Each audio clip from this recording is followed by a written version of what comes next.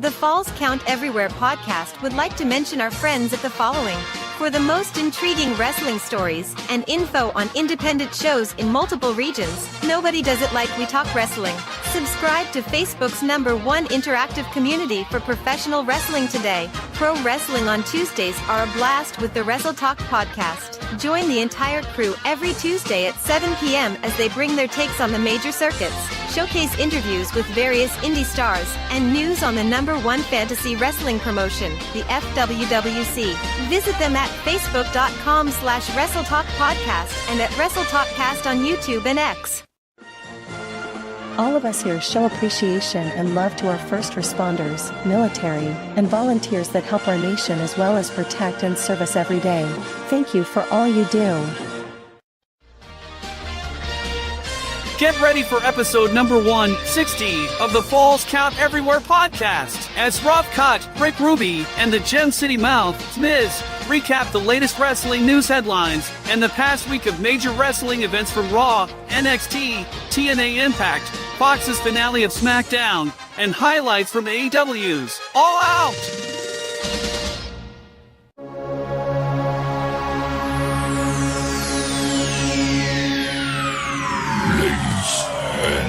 Gentlemen, may I have your attention, please? The show starts in 10, 9, 8, 7, 6, 5, 4, 3, 2, 1, go.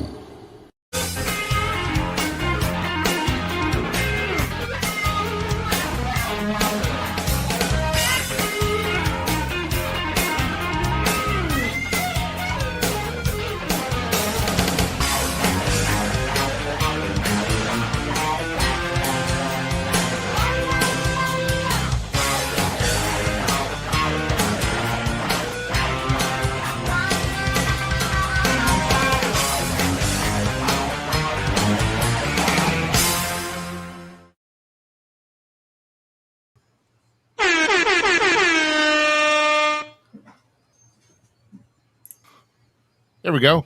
There we go. Hey-o! Oh, my light's still going. Like, boom. There it is. How you doing? Yeah, there it is. There it is. Yeah. Logan James. We're fashionably late. We can't get our stuff together. And yes, but we are live right now. It is Isaac in the house. Sorry. Yeah. What's up, Zeke? Yeah, nice nice thumbnail image there. And shoot me up with a Tommy gun. Yeah. Making it happen. Or maybe it's an AK-47, just like, it's legal to have those for now in our households. But I digress either way. We welcome all of you here to the Falls Count Everywhere podcast. And, of course, I am Rough Cut Rick Ruby here on the left. Of course, to the right, as always, my trusty sidekick, the Gem City Mouth, Zmiz. And after what seemed to be was going to be kind of an easy weekend, at least for me, it turned out to be exhausting and other things just popping up. But we're here now, and I'll tell you what, Z, I just kind of wonder when are we going to get kind of a moment to slow down here in the world of wrestling, because it just seems to just pop everywhere we from last weekend to having 3 PLEs to, oh yeah, that's right, say hello to my little friend, right? Yeah. And then then of course we got AEW's All Out, but then we're going right in from the fallout from TNA Emergence, and then of course next week's Victory Road, and I'm like, bro, the hits just keep on hitting, dude. Bro. You had SICW last night. I had IEW last night. I believe SICW was popping. I know IEW was. Yes. I heard a lot about IEW. I've heard, and also some clips there. Dysfunction running that show, and I guess they're still at the helm, huh? They are still at the helm, and it was a massive dysfunction. But dude, it's been a long time that a show from start to finish for us, and I'll be honest with everybody. It's been a long time since, like, start to finish, that crowd was legitimately eating up everything that happened in Class Action, the faction of Class Action. We have Justin Poole, Johnny B, Sidney J. Manson, Corey Andrews, and now they brought on, formerly known as Parasite, but Tyler Knight. They unmasked Tyler Knight, releasing Parasite from Tyler Knight, and Tyler Knight turned and joined Clash Action, and they are hated, man, hated. So you got Tyler Knight thanks to the Orkin Man, apparently. Yeah, so and dude, it was crazy. Like, last night was P.T. Beckham and the Shooter, Jerry Morgan, oh man, yeah, beat the living snot out of each other. Yeah, Beat the living snot out. Jerry Morgan. It was a no DQ submission match. We already know submission matches are already no DQ, but right. They went all over the building. They went everywhere in that building. PT did not technically say he submitted. He did not tap. But Jerry Morgan locked in the sharpshooter so deep that PT passed out and could no longer go. I wonder who else did that. I don't know.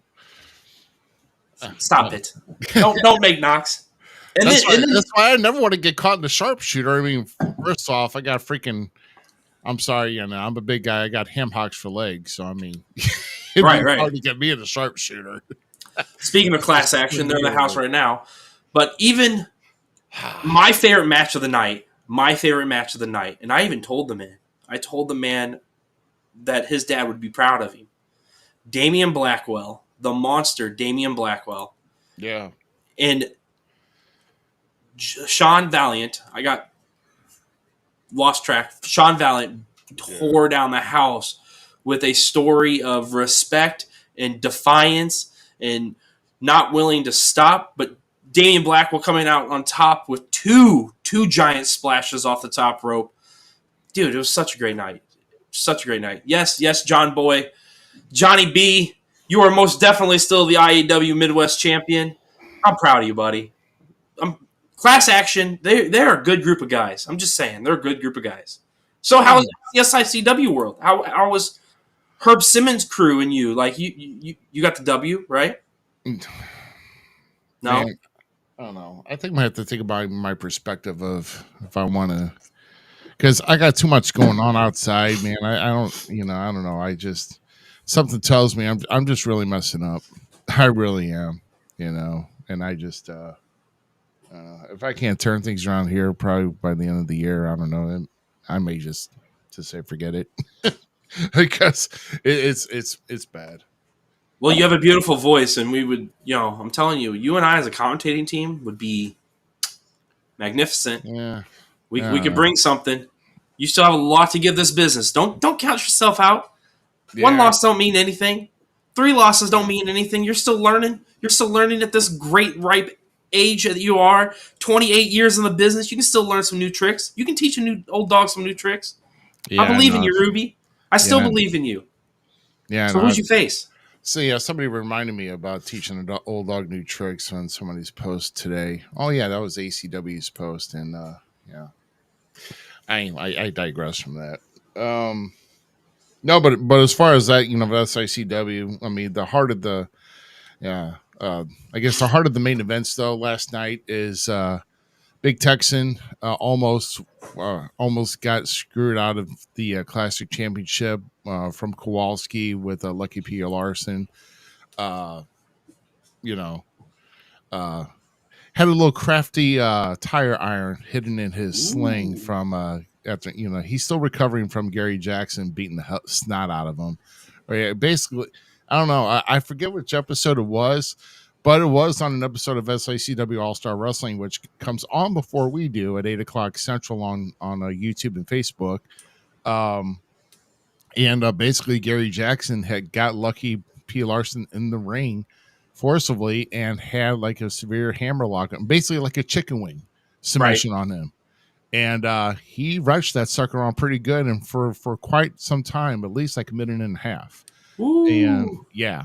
And that's a lot of time for. Let's put in perspective. Lucky P. Larson is a manager. He is not a licensed wrestler. He's a licensed manager. So when you're not in ring shape and you're not in ring ready, like Lucky P. Larson would have been if he wasn't a licensed wrestler, that chicken wing, that lock, a hammer lock, it can do more damage because guys like me, we're not built for that. Lucky P. Larson, we're not built for that kind of stuff. We're jibber jabbers. Lucky P. Larson is one of the best lawyers in the business. Yeah, I feel for him, but it went to Gary Jackson. He's a tough SOB. You can't tell me I'm wrong. The man just came out for the Cauliflower Alley Club becoming the first ever independent wrestling nominee. Yeah, and getting an award. Like there's a reason for that because he's one tough SOB. Not taking it away from him. Gary Jackson's a boss. Oh yeah, he can throw it down, and I don't know. I mean, I guess Lucky P did kind of put it on him though. Look at you being Mr. Ricardo Rodriguez for a group. Hey, whatever works, right? If it pays extra, hey, take it. If the checks don't bounce, I'm down to talk business. That's right. A fact. Exactly. But yeah, so apparently it's going to be announced soon, but they are going to have a rematch on October 5th, and it looks like there's going to be a special stipulation, which is going to be coming soon from that.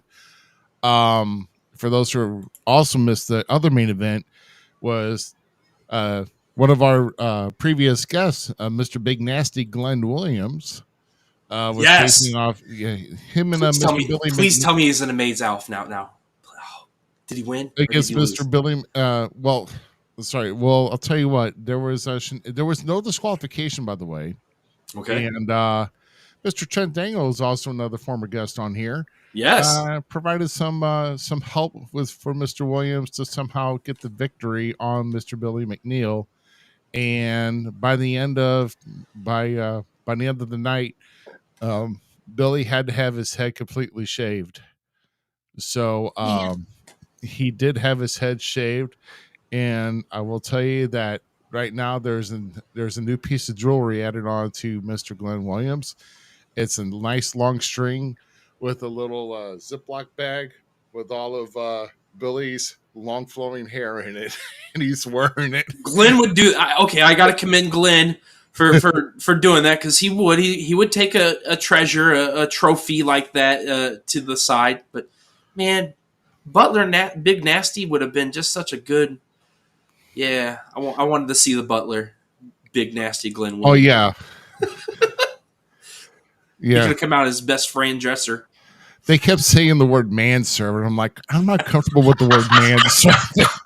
I'm like, what? Manservant? Like, you can throw that so many ways. Like, don't say manservant. I'm like, oh.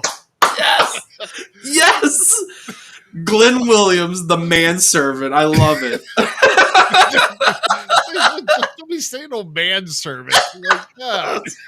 That's gold. That's gold right there. It's killing me. I'm like, so you won't get to see Glenn Williams walking Billy McNeil's dog in a tuxedo, or that sucks, man. Yeah, I wanted to see Big Nasty the Butler. Dude, that could have. That's all right. You know how many TikTok videos he could have made with that, and freaking got more hits for me, dude. And Glenn would have. Glenn Williams is one of those guys that he will take a dumpster fire and turn it into a profit. He really will. So you can't put anything past Glenn Williams by any means. But I mean, you missed a hot hashtag, man. Hashtag BNB, Billy McNeil's Butler. You missed out on an opportunity. Yeah. Poor.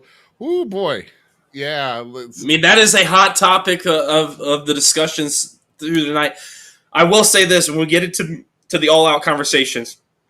Yeah. I did not get to see the main event as my feed broke out, and I still have not been able to find some way to watch it. So, yeah, I heard it was a banger, though.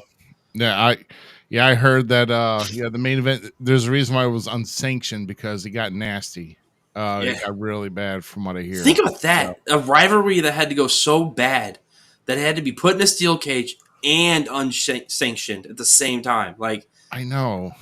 AEW is like, we done with this. This is all on you guys. You want it, you get it. We have no quarrels anymore with this party. That's crazy to think about.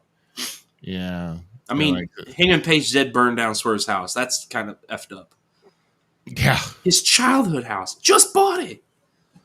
I know. How's Hangman not in jail? Yeah, right. Where's the arson charges at?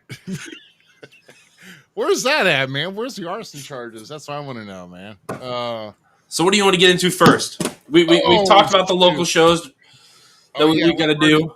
Let's see. Well, let's see. I think. Let's see. I think I'm going to be updating this here, and let's see. Let's go with that. Let's review week of WWE. I guess. Okay. I meant to say WWE Raw because we want to go with Raw first.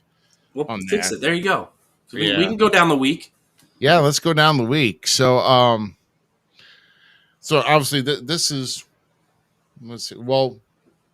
Yeah, it was a follow from Bash in Berlin. Correct. Yeah, it was a fallout. So, I'm trying to find out to see if there's any. So we're going to get right to the Terror Twins first off here because I think didn't they kick off the show? I believe they did. Bro, there's so much wrestling I can't remember. Bro, I know. But yes, the Terror Twins did have a big part in Raw this week where they went after. Well, no, it was Rhea that started off the show, correct? Rhea did because then Dominic came out. Liv tried to attack Mommy. Yeah. Then we had Priest. So that whole debacle because did. Yeah, Mommy and Liv actually attacked, and they had her hung up in the ropes. Yes. And I'm just trying to see if there's any type of injury follow up on that because that was a legitimate hang. So to be strung like that, it's happened several times before, and it sucks when you get caught up in the ropes. I think it happened to Priest. Ironically, that's happened to me one time. Oh, really? And it was that freaking AEW ring that couldn't tighten the ropes. And freaking, these are legitimate woven ropes. This is cool. Yeah, and that says my leg when I was trying to get out of the ring. I was literally hung up. I forgot who helped me get out, though. That was at our first show, wasn't it? It was like second show. Show. Yeah, it was like after the whole, the debacle of the soccer field. Yeah, the COVID. So I was in the I was in the fatal 4-way or I think it was fatal 4-way. Yeah, I don't know if it was elimination, but to determine the first ever AEW heavyweight champ. But yeah, it's not being fun getting hung when you have nowhere to go. You can't brace yourself, and it's pulling on your joints. That sucks, man. And it was on my left knee too. The knee I'm trying to freaking keep well. It's like, yeah. I don't think it started from there, but I don't think it. Mommy's hurt a little bit. She's tweaked because she was tweaked throughout the night, and she still like when they fought Liv again when she went after Liv, and she's like, and hit her with that. Dude, she hit her so hard with that crutch. Oh man, yeah, smacking the dog taste out of her. So, but we did get to see the Yeet Man himself, Jey Uso, tag with Damian Priest to take on the Judgment Day, getting a W over the tag team champions. Yeah. May I add? So, can we see? Do you think we can see them with tag team champions soon? Priest and well, I mean, it's like himself? Jay's like the utility man when it comes to filling in for like tag team championships. He did with Cody last year. What was it? Was it the Clash of the Castle they wanted? I don't know. I just remember that was one of the best press conferences of all time. Oh no, that's all I know. That's all I remember too. Don't ask me where that happened. I just remember me and Jay might have had one or two libations before the press conference. That was the best. Big news too out of Raw, which Zmiz was correct. Drew is not done with Punk. I told Right. you, Punk's like, I'm ready for Gunther. I'm going for Gunther. And guess who shows his dirty little face but Drew McIntyre himself? I love that. Love that question from Cody and Zeke put in there. Do you feel him, sir? Who's the one lady? The one lady that Jay was like, she's been here since our daddies were here. No, they got Stu in that press conference, but it was funny as hell though. It was awesome. Dude, that press conference was hilarious. Yeah, do you feel him, sir? Oh man. But yeah, CM Punk felt Drew McIntyre's revenge in destroying the bracelet. Now the bracelet is gone. Oh yeah. He almost swallowed about every bit of it. So let's kind of give the last 72 hours of the life of that bracelet. So it was in Drew McIntyre's britches, right at the athletic supporter area, pulled out. Then Punk puts it on after right before he gets his victory. Then he kisses the bracelet. So we know where this is going, and then he's wearing it. A wiener bracelet. McIntyre takes it off, he destroys it, and he's shoving the beads in his mouth. So it's like there's so much nastiness going on there. I have I don't know what to think. Don't even know where to start there. Oh my gosh! All over a bracelet. Oh my gosh! What other big notables out of Raw? What were you gonna say? No, I just hope that. I hope that was. Do you think it ends a bad blood though? With McIntyre and Punk? I hope so. McIntyre Punk, yes. So that if there's any Hell in a Cell match that's going to be at Bad Blood, it needs to be those two.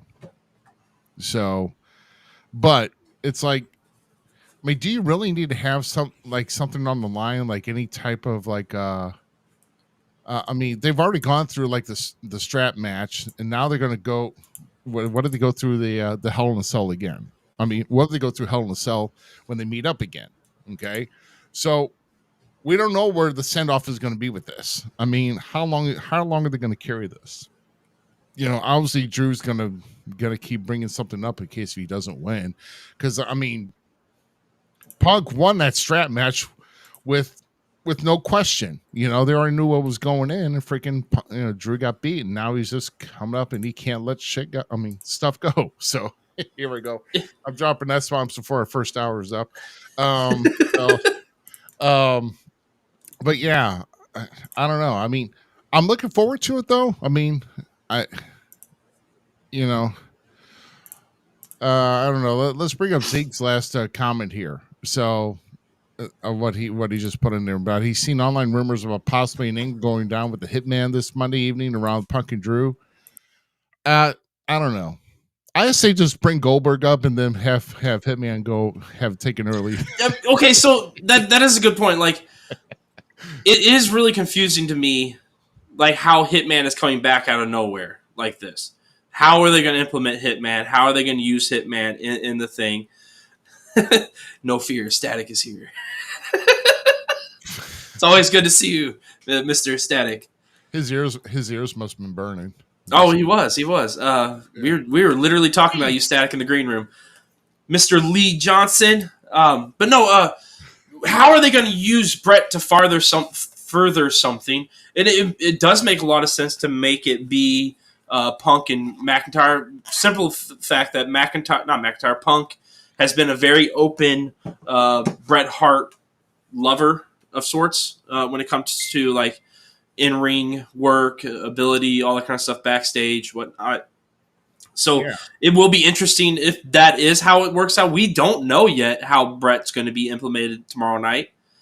Like, we don't have a clue. We just know Brett's showing up. So I'm curious to see what goes down with it. I am, but the Punk McIntyre stuff, those two work so well with each other. I think Drew and Brett are going to have a segment of their own, and on the booking sheet it's going to say "Tired of Being Screwed" segment. So they're both going to have a mic. Talk about you being screwed. I've been screwed by more people than you, Drew, and I'm tired of you screwing me out of the time of me being screwed. You think you screwed Drew? Oh, look at this. Look at this. Drew and Goldberg versus Brett. You know what? So no lie. I'm actually down for this. Like, straight up, like, let's make this happen.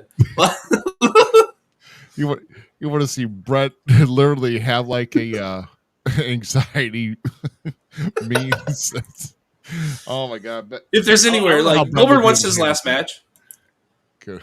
What other big my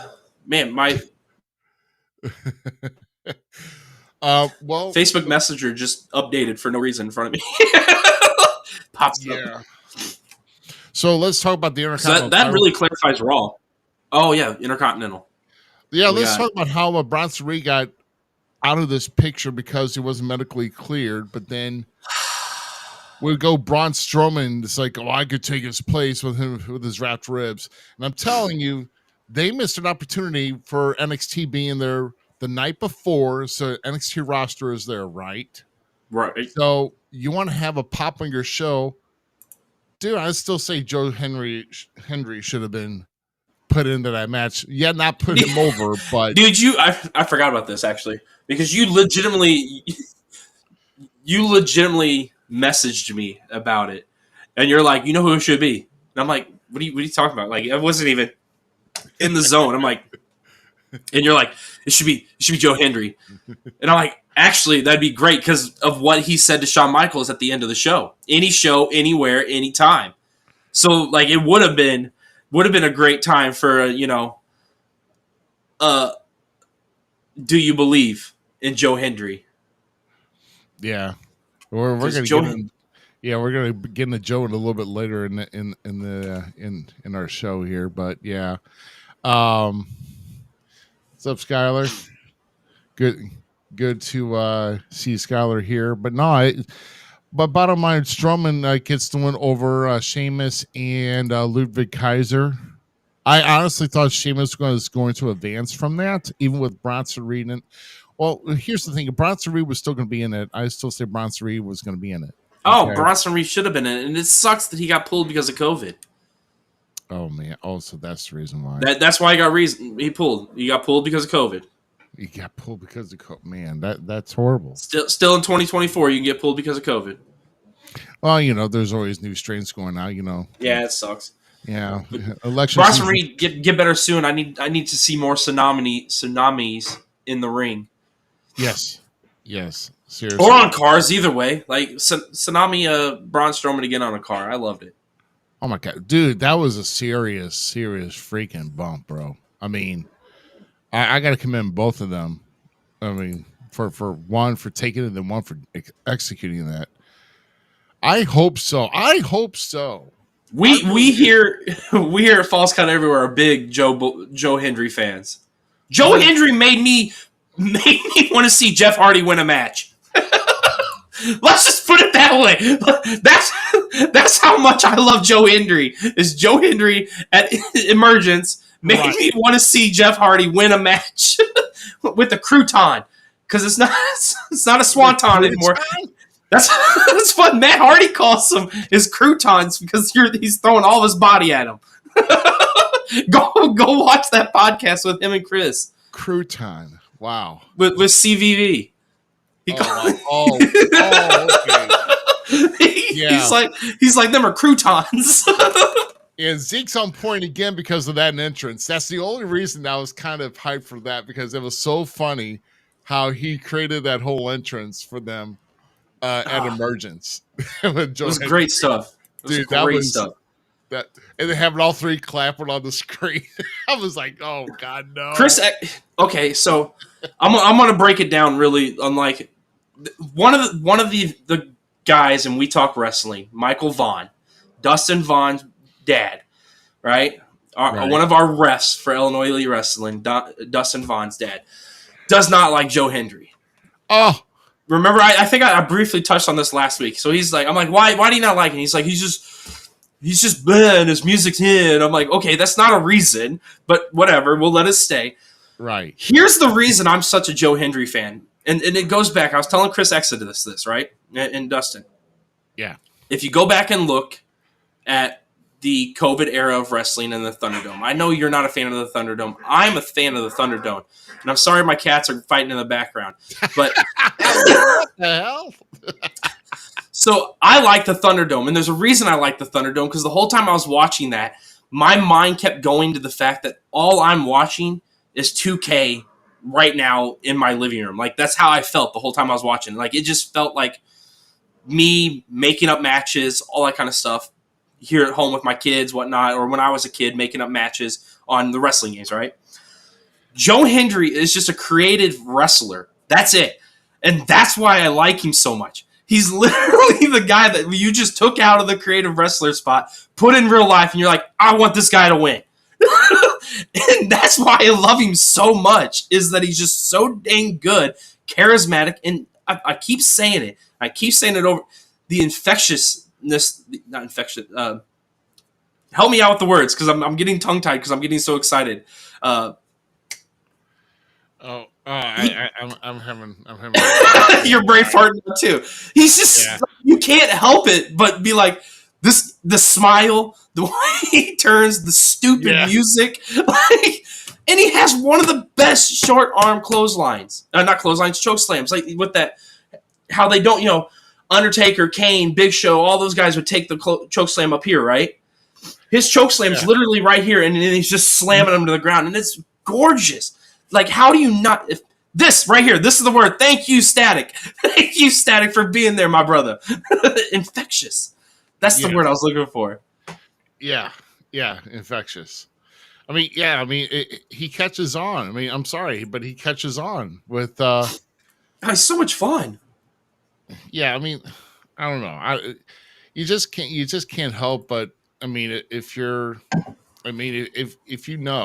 know, as far as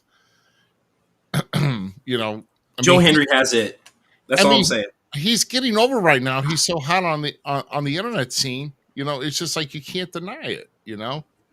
So, I mean, that brings us kind of into we talked a little bit, and we didn't go over Gunther. Who do you think is going to be Gunther's next challenger? Let's see. I mean, Gunther's next challenger. Yeah. I don't know. I would say that. That's really hard to say as far as who does, because like who's the clear forefront guy. They're really, it's really hard to say right now with everybody having their own little pocket feuds, and Gunther's just sitting here like, come on, bring the next, bring me somebody. I don't know. I mean, with Gunther though, I was trying to remember who he had it or who he interviewed with, but I mean he went over straight on Randy. So, I don't know. It's hard. It's hard right now because obviously we thought that Punk was going to be the one. I don't think 100%. he could have been the one. I don't know. What's in Shane? I don't know. I mean, who do you think really deserves a world title run? I mean, really, you know what? You brought up who I kind of want to see. What? Sheamus, dude. Yeah, I kind of thought about that. I kind of would like to see Sheamus somehow get a world title opportunity in a banger between Gunther and Sheamus again for the world title. Yeah. That'd be crazy. I mean, because, and I forgot which where it was back on. I saw earlier this week where they, as far as a snip from Drew McIntyre. Drew McIntyre said that triple threat match he had at WrestleMania 39 with Sheamus and Gunther was probably one of the best in his career. Oh, he openly said that. They tore each other up, man. I mean, they totally tore each other up, and it's, dude. But I could see Sheamus giving Drew, Gunther run for his money, but I mean, as of right now, I mean, I don't know. I think we're probably gonna get more answers on Monday night because obviously, Punk's not gonna be the one because he's got to deal with the Drew drama and you know anything else. I mean, if anybody else got any comments, if you think Gunther's next opponent on Raw should be, definitely Let's hear it, chat. Who is Gunther's next opponent for the World Heavyweight Championship? Or they just call it the World Championship, really. Well, World Heavyweight Championship. You got World. WWE Undisputed, and then you got World Heavyweight Championship. Of course, Raw's got the World Heavyweight Championship. But shit. Yeah. Oh wait, I forgot about that. It was Sami Zayn that confronted Gunther, and Gunther said no. Yes. So I'm looking at the results. Right, but if they play that again, it's going to be a much different outcome. I'm sorry, because Gunther took him too lightly at WrestleMania 40, and now he knows. Nice. Go ahead. Yeah. So Gunther should just destroy him this time around. I mean, Gunther should still give him a run for his money, but Gunther should obviously Gunther needs to have a strong. He needs to have a strong title run. I like this rating that they gave. I agree with this rating actually. Yeah, I'm reading the BNR reports of Raw, like the results, and they gave the overall show a B+, and I think I'd actually have to agree with that. Yeah. Yeah. I mean, you mean with All Out? No. The Raw results. Oh, the Raw results. Oh, yeah, okay. because I was trying to figure out what else we were missing from Raw. Because, like I said, I didn't write anything down. It's been hectic over here, just like it's been over there. Yeah. And I like to fly by the seat of my pants. Well, we will get Tyler. We will totally 100% get to All Out here shortly. We're going to go down the list through the week. We're now getting into NXT and conversation on NXT's results and stuff, and how NXT went, and then we'll get to AEW. Don't worry, we'll get to AEW. Yeah, we're all going to get to AEW, but one thing that when you bring up NXT, one thing I want to bring up right off the bat, and I know it's not in the chronological point of the show, but Ren Sinclair is having a lot of liberty with making matches for Charlie Dempsey and giving Javon Evans a shot at the Heritage Cup, which honestly, come on, man, it's Javon Evans. You got the cup for a reason. And it's not like you're defending the cup every week, Charlie. Let the woman make a match for you, because obviously it's like you don't want to find anybody, Charlie. Just fight somebody. Find a 20-year-old for crying out loud. Shut up and just get out there and whip his ass, all right? Just you know what I like about Charlie Dempsey is how he's trying to play and be the Don of NXT. Like he's still in that realm of scape, and it's almost laughable. But at the same time, Charlie Dempsey can get it done in the ring. He can, but there's only one Don in NXT. We know who that is. And that's there's only one. Yeah, there's only one. Tony D'Angelo. We know that. Tony D. Yeah. Don't mess with Tony D. Tony D. Oh man, but as far as like the we've got our next challengers too for the tag titles apparently too. It kicked off with that triple threat with the Rascals and MSK. No, not MSK. Excuse me. It was the Rascals versus the Rascals. It was Gallus, and it was crap. I'm looking. Oh my gosh, yeah.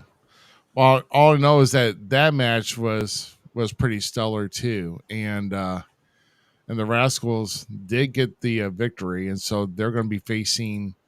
I think they're going to be facing Fraser and Axiom next week for part of. I want to say yes.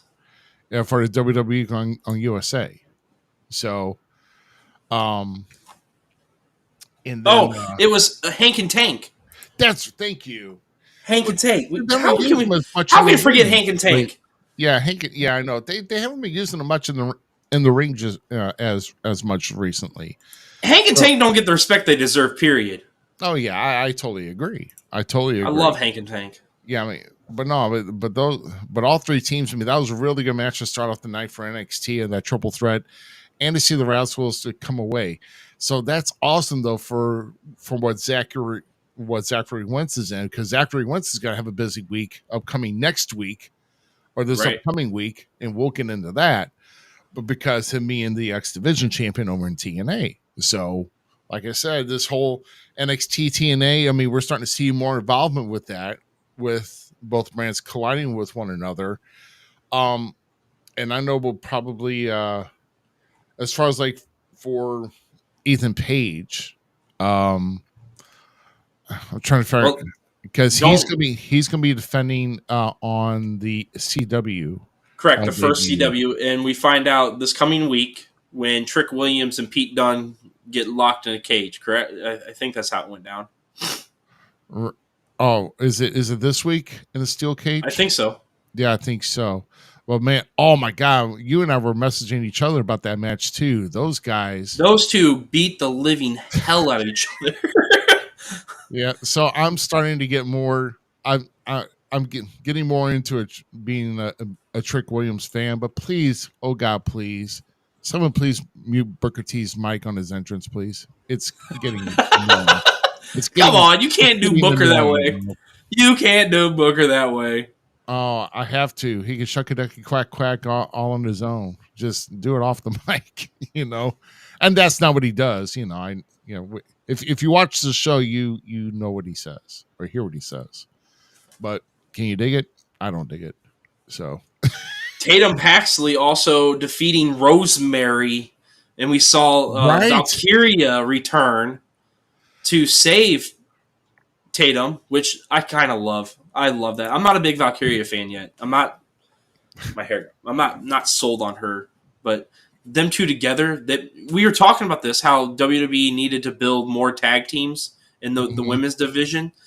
This could be the start of that. This could literally be the paving of that road that we need to see with these tag teams starting to pop up. I love the tag team of Rosemary and Wendy Chu. Like, I think that could be something for the future. That is if Rosemary does make the jump over to WWE, which Rosemary should have been in WWE about 8 years ago. But that's beside the point. Yeah, Rosemary's been killer for so long, and to see her finally get represented in a way that she should in making the jump to NXT, which I never thought I would see her in a WWE ring. Never once thought that. I absolutely love it. Absolutely love it. So I'm down with the whole concept of Rosemary and Wendy Chu. I do not like these people in the comment. Well, a couple of these people I don't like in the comments right now, or at least one. I don't like it. My thing wasn't it. I'm just saying. Static, you're getting stupid, man. We haven't even got the Smackdown. You want me to talk about Giovanni Vinci? Oh my God. Well, before we jump there, because who else? Oh yeah. One thing when we're tagging along with NXT, Rich Holland. We still got two things. We got 2 or 3. Rich Holland about having to sit down and interview with how he got everything for Chase U, and then they couldn't hold up their end of the bargain, so he just totally wailed on him and put Chase in the hospital, Andre Chase, and so Drew Hudson apparently is going to be facing him this upcoming week. Yeah, Duke Hudson's come back to face Duke Hudson. Thank you. Yes, Rich Holland. Or let's talk about how Obo Finning destroyed Stax, which Stax put up a hell of a fight, actually. I like Stax. Yeah. Actually, I like the whole Don family, to be honest with you. So all 4 members are killer, in my opinion. So, and then Obafemi is actually, I think, if he passes this week, I think he'll be the longest reigning North American champion. He's about to pass Will. He hasn't Wesley lost yet, has he? No. But he's about to take Wesley's spot as the longest reigning North American champion. I just like to know who's going to stop this guy. I really like to know. It's going to be the Don, my dude. It's going to be the Don. D'Angelo's going to. Oh, it's got to be the Don. The Don will have his number eventually. Just watch. Yeah. So the Don's going to actually be the one to take it. So, and then you have Fatal, whatever they're called, the Fatal Influence attacking one of our favorite ladies, Miss Parker. and Yeah, beating I'm up not Miss happy Parker. about that. Yeah, don't stop disrespecting Miss Parker. Miss Parker, you need to get some allies, my dear. That's what needs to happen. I don't care. Miss- Bring OTM out there and start getting like yardsticks and beat them off. Like like a stray rodent on your porch. Just beat them off, man. Yeah, see, the Don with the yardstick. Static agrees. The Don family is the bomb. Yeah, dude. Yeah.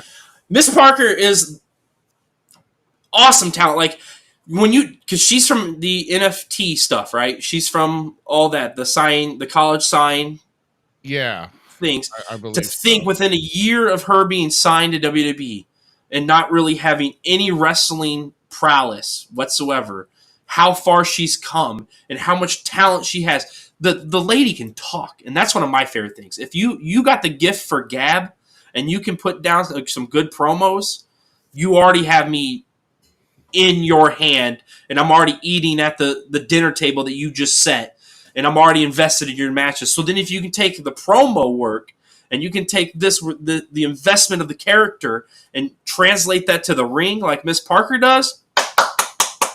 Yeah, I'm telling you, yeah. Huge fan over here. In fact, probably my number one. My bad. In ILs, not in NFT's the stupid like card reader thing. I was close enough. Leave me alone, Zeke. Shannon, welcome to the show, man. Appreciate you showing up, man. Taking a listen in. For those who are out there, if you like what you're hearing, you like what you see, especially every week, go ahead and share that show. And if you haven't already, follow, like, and subscribe. And if you got another spare device that can scan a QR code, get that up in the upper left-hand corner. You can get us on all of our media, social media outlets and stuff, and see what we're doing day to day.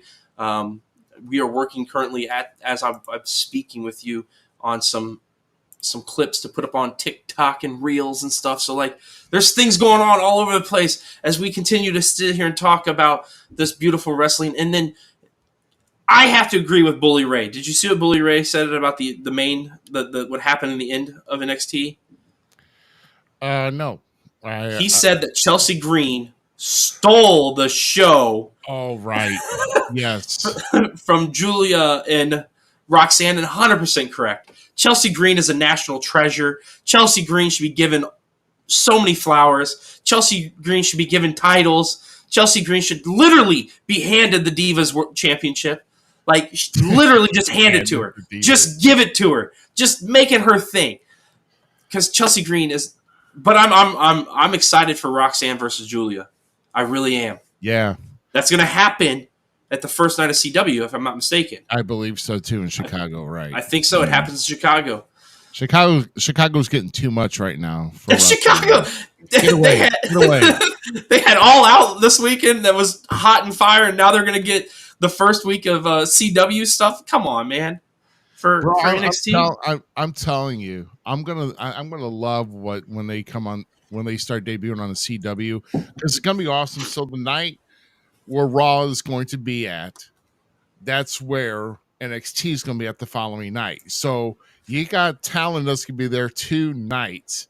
Oh my gosh, dude! I'm telling you, that would be awesome right there. What you can just put, police, dude, yeah. We're going to get into Impact here very shortly, but I'm very excited to see what type of NXT crowd turnout they're going to have.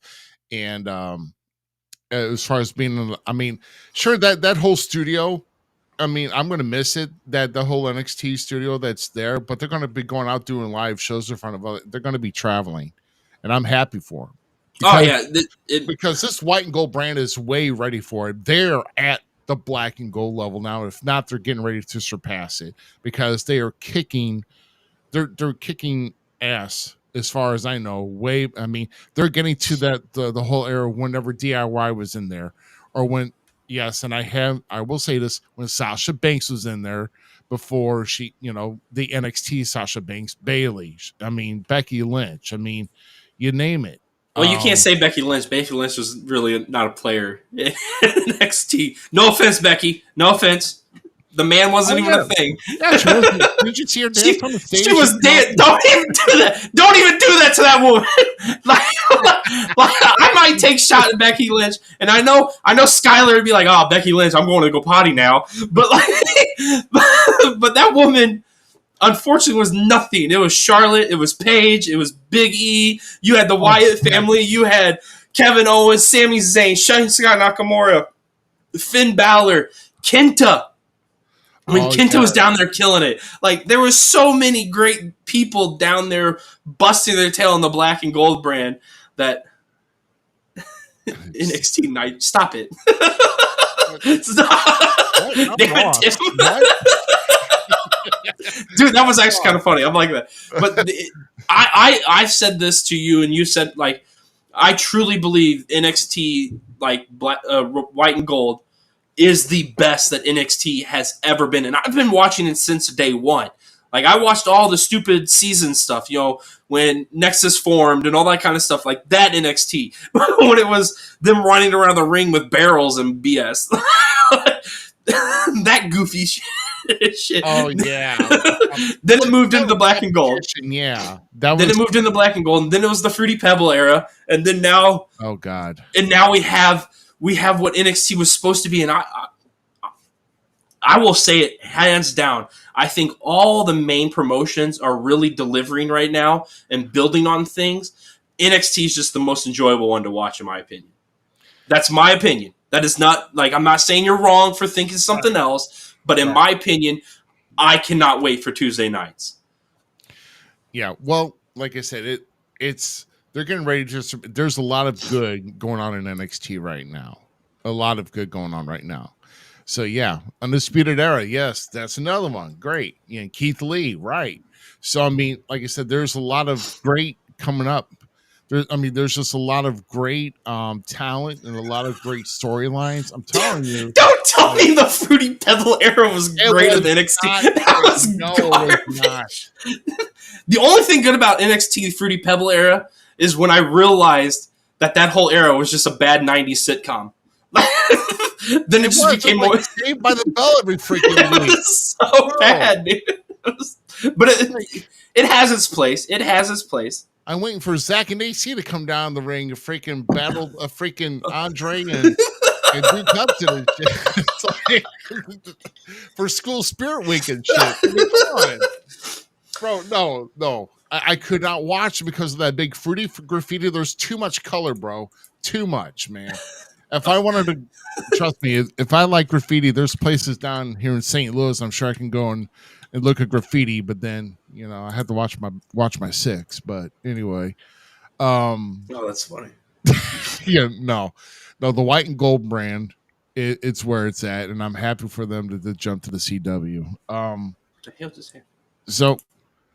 So let's kind of go into and there's one part of NXT I skipped, but I'm moving it over here to with Impact, with the fall of an emergence.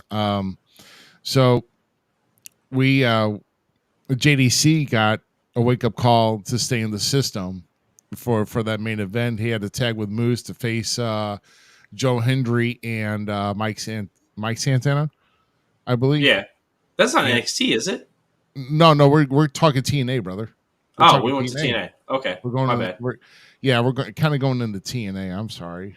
I'm sorry. It's like I kind of like made a turn without giving the signal. So sorry. It's okay. It's okay. You're from St. Louis. You guys drive like that. Oh, trust me. Yeah, I know. I get that all the time. Like, why did you not it's like next thing I know, the guy's breaking in front of me, making the turn. I'm like, use your signal, dumbass. But then also we've got I'm trying to think what else we had here, because there were some really good matches like Eric Young and Jake something in the last half of the show. That was really Jake good. something. Freaking for the 7 minutes those guys were in the ring, they really threw down for those 7 minutes. And what about that power bomb that Jake something did on freaking Eric Young? Did you see that? How dude's crazy. Planted him and bounced him right up, bro. I mean, that was nuts. And then that's my next person that I want to see make the jump to NXT. Is Jake something? Oh, 100%. Yeah. I want to see him make his feelings known in NXT. Yeah, right, exactly. but then if we're gonna talk, let's talk about the most interesting thing, and that's kind of gonna be kind of bleed over here with the one and only juggernaut herself, Jordan Grace. Mm-hmm. Throwing up an open challenge on Impact for her TNA World Knockouts title. When who answered the call though, and I was getting excited at first, but we had Miss NXT come out with Ariana Grace. Correct. And I was like, oh, this ought to be cool. It's like, that's kind of ironic here, kind of like, hey, Dad, can I go out for this? Ariana is, the daughter of Santino Marella. And but she actually calls out Carmen Petrovich. And I'm thinking, wow, so there's 2 NXT talents in there trying to get at this TNA World Knockouts title. But man, talk about an awesome match. Carmen Petrovich, I'm a big fan of. I'm telling you right now. There's just a lot of great talent in NXT I'm a fan of, especially when it comes to the women's division. Carmen was really, really solid on that. But after a good contested match for about 10 or 11 minutes, Jordan Grace, of course, hitting that juggernaut driver. And but what happened but throughout the match, that Rosemary was up in the rafters. Yep. Just sitting there. Yeah, just sitting there. But after the match, the lights went out, and next thing you know, freaking Jordan Grace is out on her back, and there's a pillow in the ring, and I'm like, okay. Wendy Choo Choo.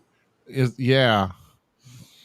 So I'm kind of wondering, could Wendy Choo be answering that TNA Knockouts challenge on NXT next week to try to get that TNA Knockouts title? You think Wendy Choo might be answering that call? The crazier thing is, what if she actually wins it? Right. But that's, yeah. And there's a lot of speculation here that Jordan Grace may not have that title for much longer. Yeah, there's huge speculation on that because did you see who TNA got, though? Did you know Xia Li is joining the TNA roster? I did not see that. No, I did not. Xia Li, I don't know what they're going by, what her name she's going by now, but she's joining the TNA roster here in the coming up. And I know it's like for $1. Every time we've said this word tonight, everybody earns $1. You won't have to work for the next day. But Xia Li, I'm a fan of as well. 100%. Dude, the female wrestling industry right now, they are just cooking on all cylinders. Heck yeah, they are. Yeah, I mean, when it comes to NXT and TNA and most of WWE, yes. Well, I mean, we'll get into one of them in AEW. And then about a lot of AEW. But a person that has one of the titles, a person that has 2 titles, I believe, I'm not really a fan of. We haven't even got there yet. I hate going there. I really do. I hate going there, but but that's just me because I'm not gonna go further into it. But no. But what about? How do you feel about Kushida calling out the walking weapon? Oh my God, that's another thing, man. That's Josh Alexander, man. Gosh, he's trying to be. Yeah, I mean, Kushida coming up because Josh Alexander interfered in his match against the Laredo Kid. Correct. And then it's like, yeah, come out here, let's have a match. And then Josh Alexander, I'm sorry, man. He's a former champion for a reason, man, and he is just so dominant. And it was Kushida gave it the good old college try, but I'm sorry, man. Just the walking weapon is too much for that dude right now. So Josh Alexander getting away with that victory. I'm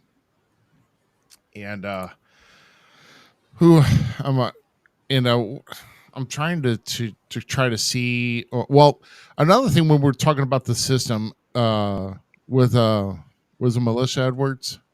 Mm-hmm. Yeah. So she's out in the neck brace. She's on percussion protocol. But my God, that mouth. Oh, that mouth can sometimes be a little bit too much, bro.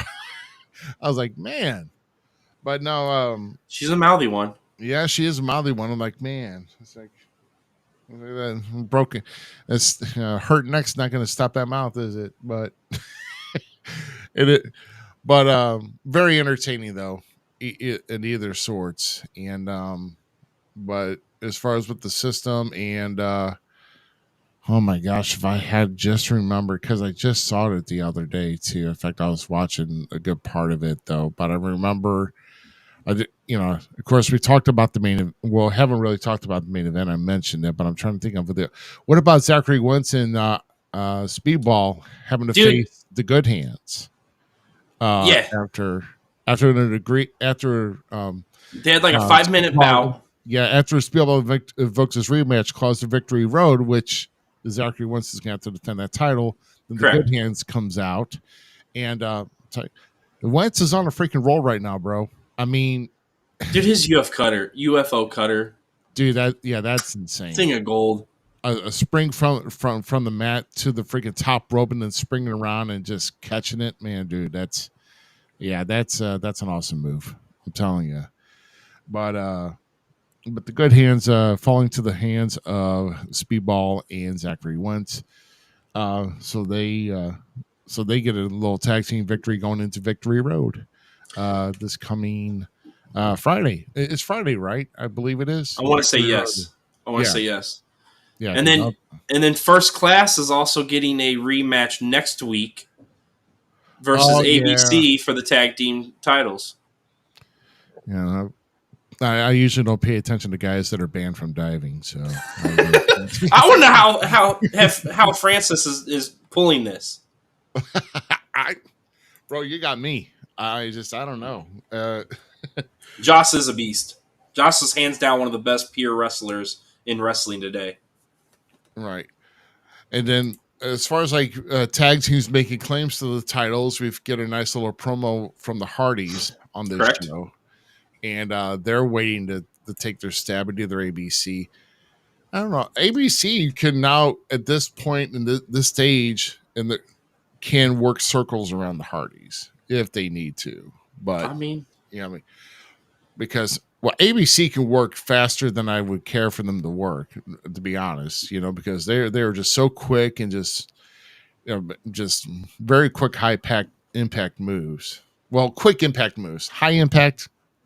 You kind of have to slow down for high impact for me anyway. But no, it'd be interesting to see who Matt and Jeff go after. And I don't know. Do we want to see a 3-time TNA champion, Hardy Boy and Moose? Oh, and the tag team? Yeah. I mean, yeah. I know the system are going to they're going to get their shot. The system own the tag titles right now between Eddie Edwards and Brian Myers, right? What? They own the tag straps right now, right? ABC does. Oh, ABC does. Okay. So yeah, ABC does. The shot. That's right. I don't know. Yeah. Gosh. There's like 4 teams mentioned it. I'm like, oh my God, I'm getting confused. Yeah, they're all over the place on that. And of course, here's Skylar chiming in. No, we do not want to see the Hardy Boys. I mean, it is what it is. Skylar chimes in. No more Hardys, please. Thank you and good night. I kind of want to see the system with all the gold. It could happen though. But, well, Nick Nemeth was paying attention to the main event because Moose is winning that world title, and he's going to get a shot at Victory Road. Correct. Yeah. So, he's the check, please. The Hardys are on. Check, please. That's awesome. It will be an interesting roller coaster for TNA.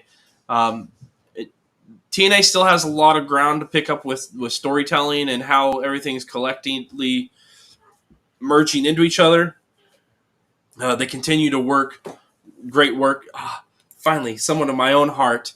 Matt Hardy is greater than Jeff Hardy. Or is that Jeff Hardy greater than Matt Hardy?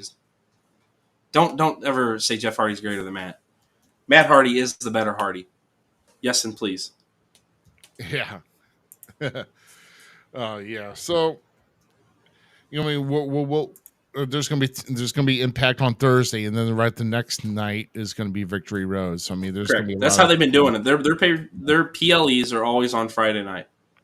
Yeah. Absolutely. So Skylar, they both do not suck. Don't. Matt is a genius. Yeah, Matt is a genius. Matt's better. And I will say, like I'm busting Jeff's balls here a little bit, but if Jeff would go back into Itchweed or Willow, I could actually get behind him again. Itchweed. Oh, dude, look up Itchweed. Look up his gimmick of Itchweed. Sounds like a drug of choice I don't want to tamper with. I mean, it's Jeff Hardy. But the Itchweed stuff, when he was doing that in TNA back in the day, that was decent stuff. And this right here is the whole reason I am a Matt Hardy fan. 100%. Version V1, yeah, with Shane V1. V1 all the way. V1 was better than Broken. Skylar's going to be like, he fell over the rope, though. He did fall over a rope. But Matt, do you remember that? I remember that. I do remember that, but you know what? But at least he picked himself up. It's so sometimes people don't know. Like, hey, I get on the ropes to help with my entrance. It'd be nice if you don't get on the ropes too, so I don't fall. So, oh my gosh! But gotta get those Matt facts. Yeah.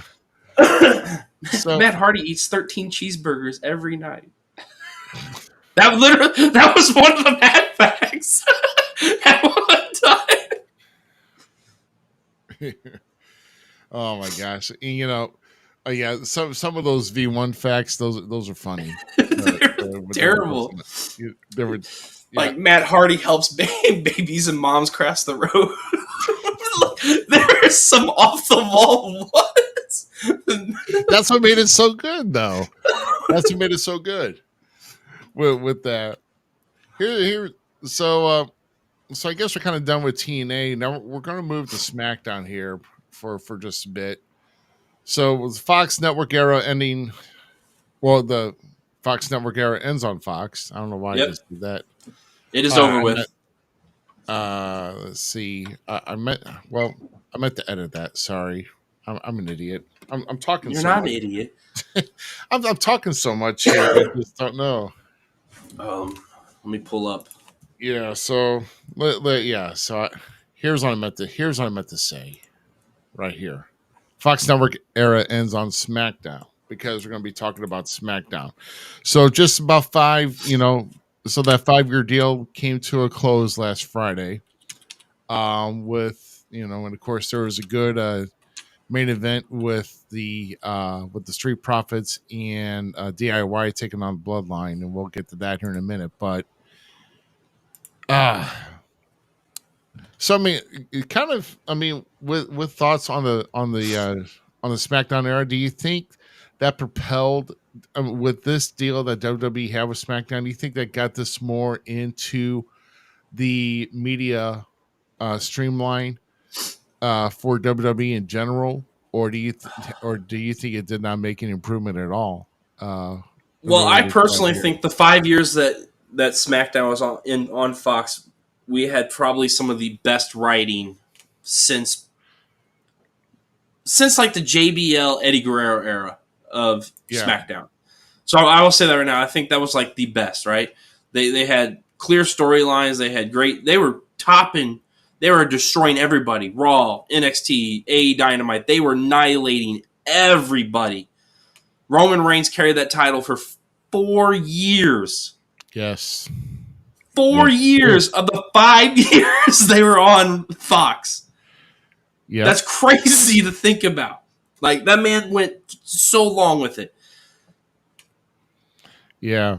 I think their deal with Fox is potentially what opened the door for Netflix to go, all right, let's see what we can do. Let's see what we can do being a full-fledged streaming site and bringing this. Because we made mentions one time when when NXT was looking for a wrestling promotion. They were at one time legitimately looking to bring wrestling, and one of the forefronts was Lucha Underground at that time. Yeah. Lucha Underground was one of the leading people to come to Netflix, and they were going to start with that. So I think Netflix wanting to have that product with them, the deal that was made with Fox, and the value that WWE got with Fox, and then Fox wanted to lowball them, if not mistaken. Don't correct me on that. I mean, Right. Go ahead and correct me on that. Like, don't quote me on that.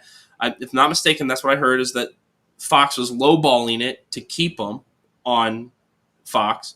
And WWE's like, no, that's not happening. USA goes, all right, we'll take you home.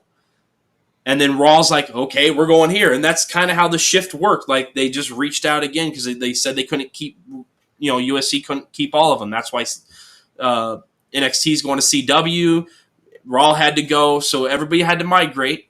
And yeah, I personally think that last 5 years of Fox was some of the best wrestling in WWE, hands down. Oh yeah, I mean, just kind of think of, we saw, like with the Usos getting the undisputed, tag titles, and carrying them out for that longest tenure, defeating RK Bro, taking the Raw tag straps off of them at that point. I mean, there's just so many moments on that era that the rise of LA Knight. Yeah, the rise of LA Knight, right? I want to put Crusher's post up here, but we haven't even dropped an F-bomb yet, Crusher. You don't get to. Right, exactly. I saw that. But, much love, Crusher. Yeah, but I mean, as far as it opened a lot of doors, and we're gonna kind of take back here. Fox's believe WWE fans are as profitable as they prefer. This is something that was stated. I don't know who stated it or what the rumor where it came from, but this was one of the states that was said about Fox not seeing that WWE fans was profitable. Yeah. Well, take what they want, as far as that's concerned, but it's. I mean, I already bought a Netflix subscription because WWE is going to Netflix. Oh yeah, well, just saying. Yeah, I mean, will it attract a new audience? I mean, it can. It brought back a lot of old people, the old audience. Yeah.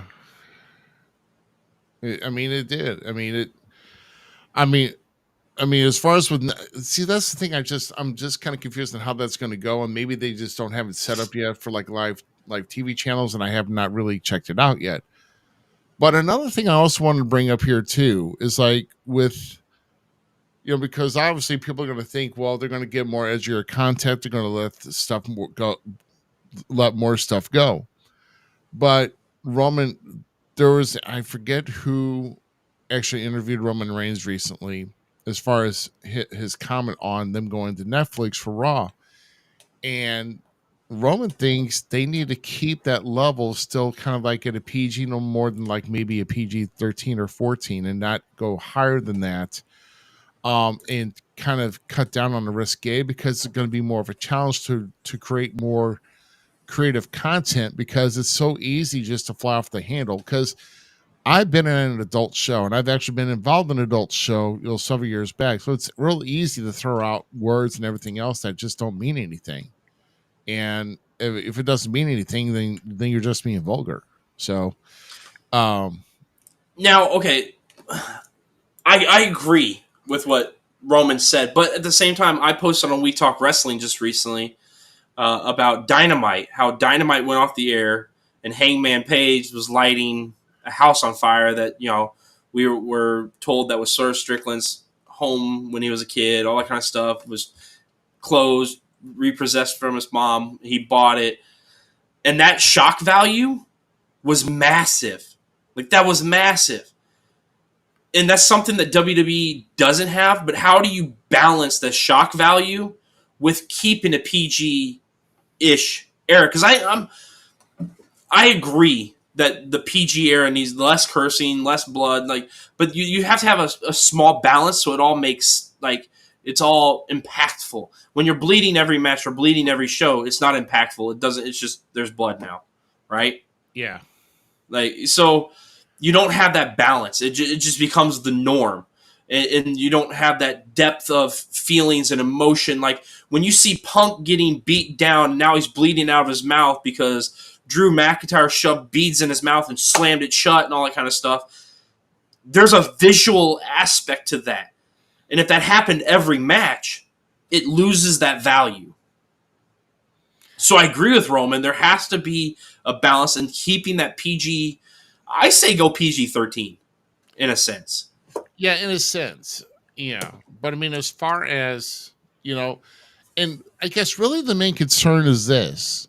You don't want to lose the audience that you built up for many years, because what if you start getting all of a sudden edgier content for Raw, but then how are you going to pursue that to CW for NXT and then SmackDown for USA? I mean, not every one of those networks are going to be on the same playing field. Okay, time out. Hold on. It is called Raw. One of the things that I was thinking is you remember when Raw was 2 hours, right? And it was like the other hour was 9 and on, and it was a little more, it was Raw is War, right? So it was Raw, and then Raw is War, right? And they had a little more edgier content after that 9 p.m. Central Time frame. What if Raw goes back to that, and Raw is more of the nitty-gritty of WWE, where SmackDown and NXT kind of fall in the in-between? Like maybe Raw's here with your nitty-gritty, SmackDown sits right about here, and then NXT sits right about here, because then it gives your fan base more of a reason, like, okay, I see you, Raw. You're doing the edgier stuff that maybe AEW is doing, right? We're going to watch there. And then it kind of brings that actual, because something I want to see within this new regime is I really want to see Battlegrounds come back. Yeah. I want to see where that concept of like a Raw guy or SmackDown guy going against, or even NXT guys, right? It makes more sense than now you have that rivalry inside the company where they're trying to make SmackDown better than Raw better than SmackDown, NXT better. So not only are they competing inside the company, now you have TNA, OVW, New Japan, AEW, all out here going, now we want to top them. And you're going to have that huge competition going now. Because when it comes down to it, when it comes to WWE, I'm a SmackDown guy. I stayed up late all the time to watch SmackDown because SmackDown had all my favorite wrestlers. And it was a more wrestling-based show. That's what it was back in like the 2008, 2010 era of professional wrestling. It was a more wrestling-based product where Raw was your jibber-jabber, soap opera-esque program. There's nothing wrong with that. It was very sports entertainment. I kind of would like to see WWE make that tier adjustment again. Give Raw that, and also NXT, not NXT, Undertaker said Raw needs to go back to 2 hours. 100% agreed. Right. 1,000% agreed. But if you make it that tier kind of thing, boom, dude, we got. Thank you. See, look at this. My fans know when the Gem City Mouse talks, he brings somewhat facts. Facts. Yeah. Yeah. I think it would be a good balance and stuff because WWE has to do something to compete with AEW's edgier style. There is that niche. There is that. I'm not talking to go full out bore. I'm not saying throw it out the window and this F-bomb here, C word. No, I'm not saying blood. None of that stuff. I'm not saying that. I'm just saying they need to bring in edgier content. They need to do something to have a little bit more shock value within the WWE. Not saying they're not doing a good job already. I tune in every week. Right. So they're already doing the job.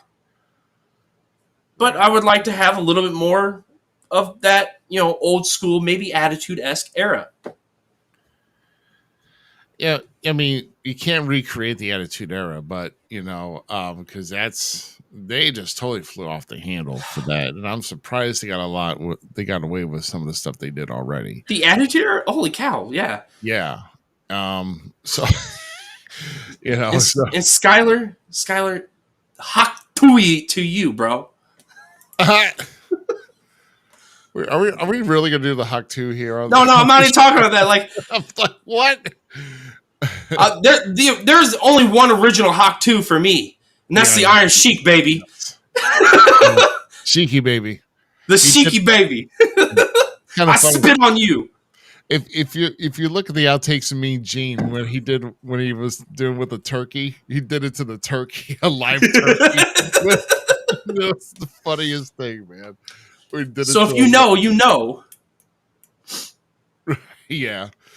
So what about so we're talking about SmackDown here. So we mentioned something about LA Knight, of course, that's how we got built up is to the SmackDown brand. So Carmelo Hayes is now nipping at his heels now for a US title shot. But apparently I would love that. We're going to get Andrade and LA Knight again, apparently, for next week.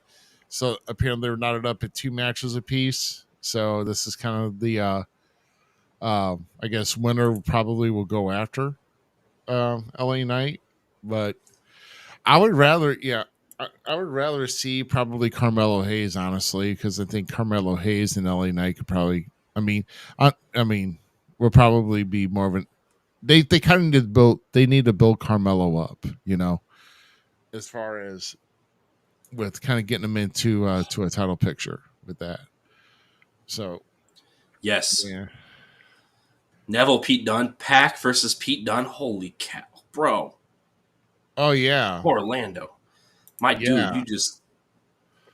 You got me as you just opened a whole can of worms there, whole can of feelings. Yeah, in fact, I don't think Pac want to come back as Neville though, but we get it's the same person. But bring me back the bastard. Yeah, I'm just so glad we've got the Bruiserweight back again because that Butch era. You notice how Pete Dunne's getting kind of heckled now. I love it. It adds to his character. It adds to the Pete Dunne character that he's like, don't call me that name.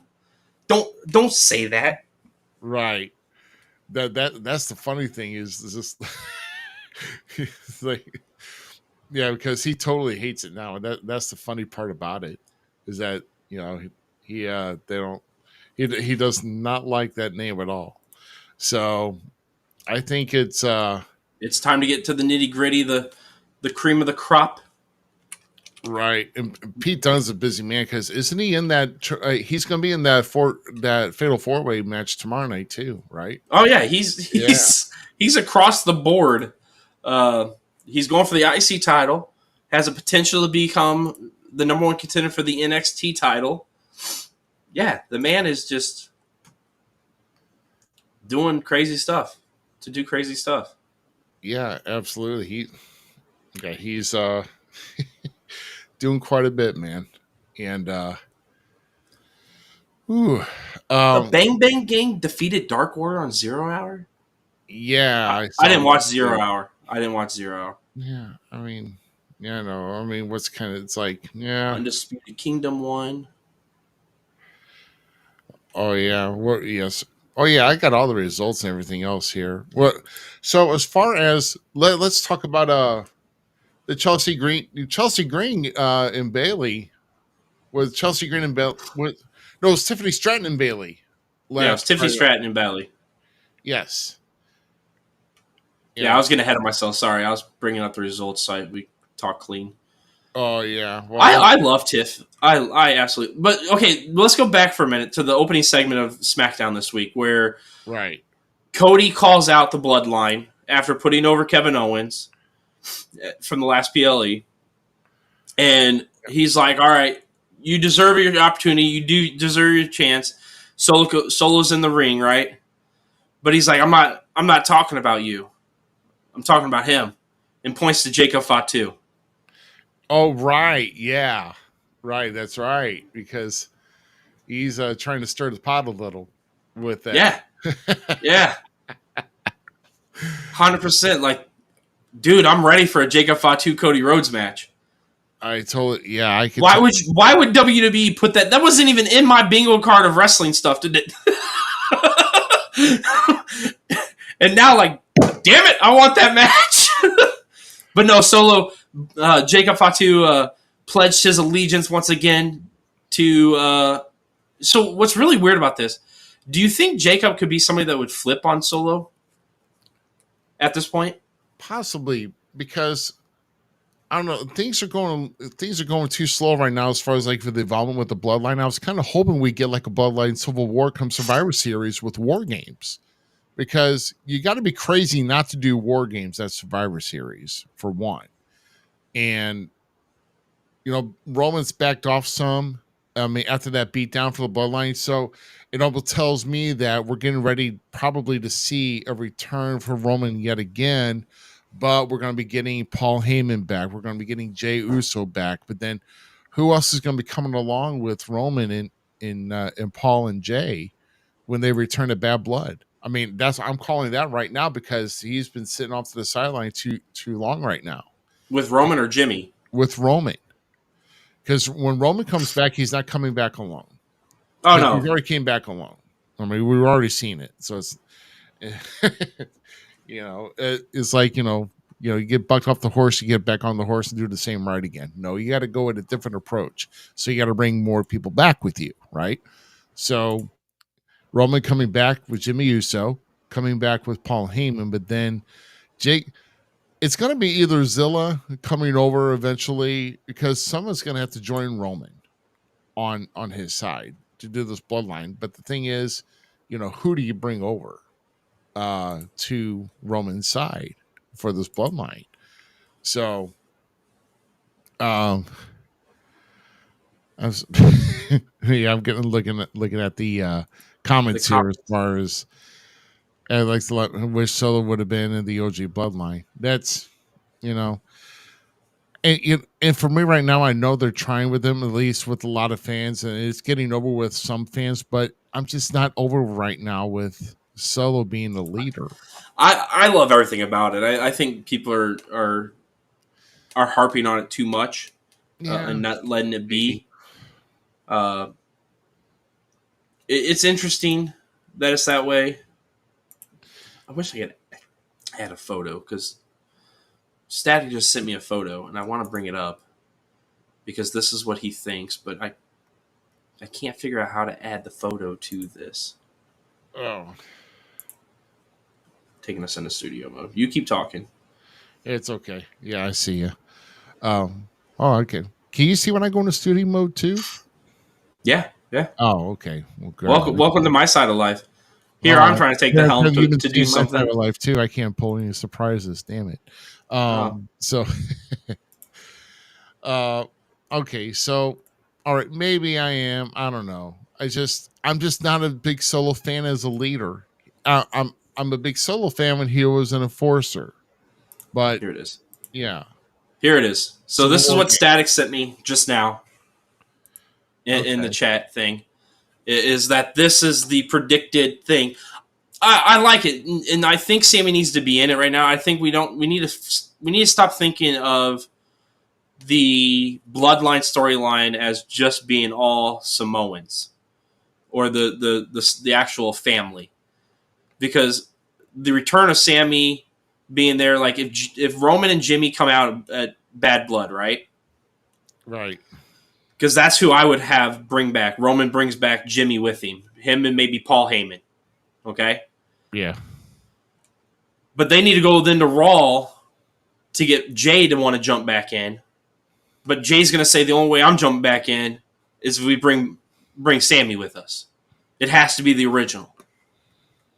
So I agree 100% if this is what we do get to see at Survivor Series. But it still begs the question if that's what it's going to do, Yeah.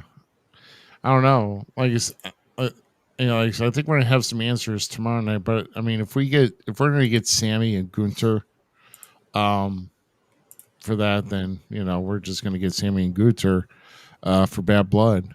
I mean, obviously we're gonna have a challenger for Gunther. I rather would have been Sheamus, to be honest, because we've already seen Sammy and Gunther, but we know what's gonna happen if that happens again. So, Static also made the flyer. oh, okay, cool. See, also Static, you say screen share it. We moved over. If we were still in what was the last program that we were using? Was it Restream or Restream? I think yeah. I I knew how to do all that stuff in Restream. I'm still not 100% up with Eevee mugs. Yeah, I'm not 100% there yet, but I did pretty good. You got to admit, like it wasn't. yeah. I just haven't had the niche of all the of the graphics and everything. So, and then of course other programs make our Austin. Okay. Wait, Skylar. How do you dislike the Bloodline storyline that it is like we can't predict it? Like it's really up in the airs on what can and cannot happen. So many years we listen to the internet community of wrestling marks go, oh, WWE so predictable, or AEW did this and it's predictable. Oh my God, it's predictable. And for once, it's not predictable. Read this one. Wait. He said, read this one. Okay. My bad. But still, it brings a lot of questions. Like, why are we not happy? Like, guys like me who like to sidearm books still love that it's not predictable.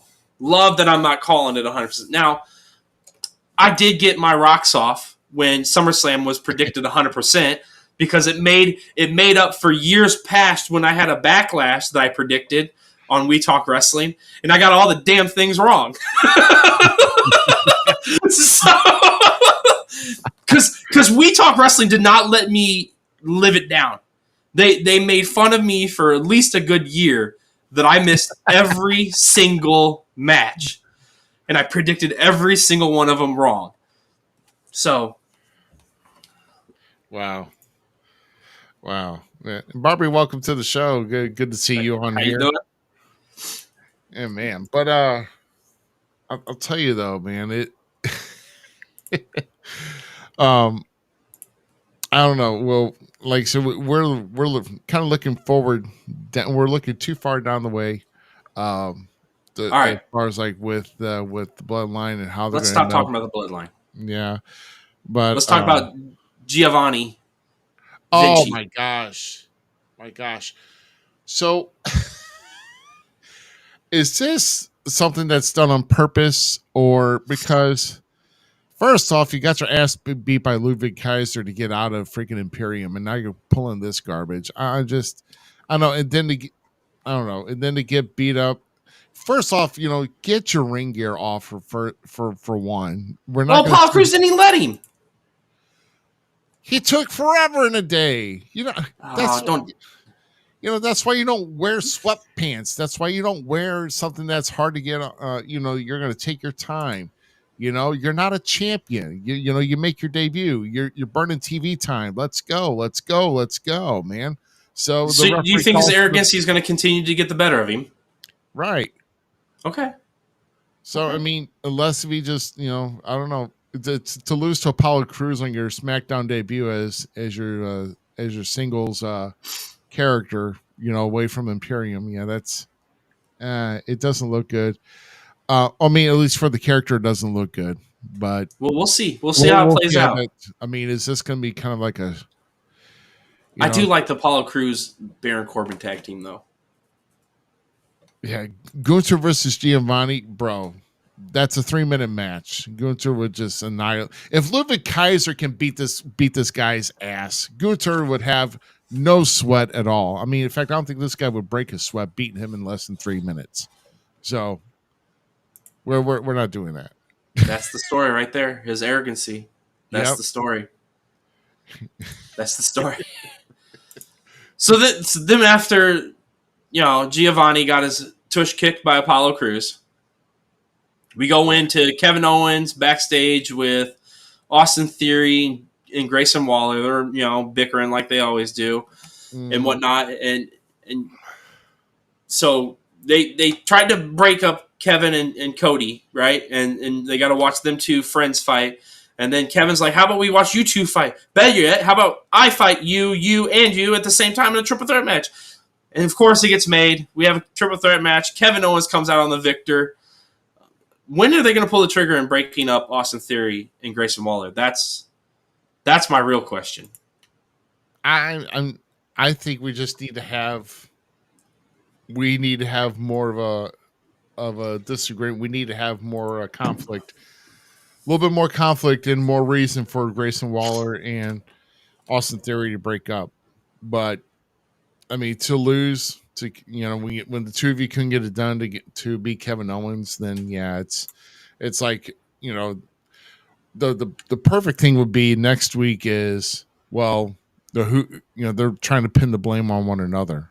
That would be something to see if they do that next week on SmackDown if they cut to a promo backstage of them talking about, well, you lost the match. No, you lost the match. It's it's gonna be Grayson Waller and Austin Theory are two of my favorite young guys right now in WWE. For one, their chemistry with each other is great, and two, the two of them just have talent that just oozes out of them. You posted the static, and all I want now is for them to go to marriage counseling or partner counseling. Couples counseling. Yeah. That'd be funny. If they label it couples counseling, I will freaking laugh my and then have Kevin Owens be the one that's running the counseling session. Come in as like a third party to observe everything. Talking with the counselor. Kevin keeps making them hate each other. That's whole Kevin's MO now. Is him just trying to pick at these two, and then Nick goes, okay, you guys got to go to tag team counseling or something. Make some weird thing up. Well, we've seen it other places, right? And then the whole time it's Kevin. It's reverse. Let's change it up. Team Hell No went to counseling and they became a better tag team, right? So they've always become better tag teams.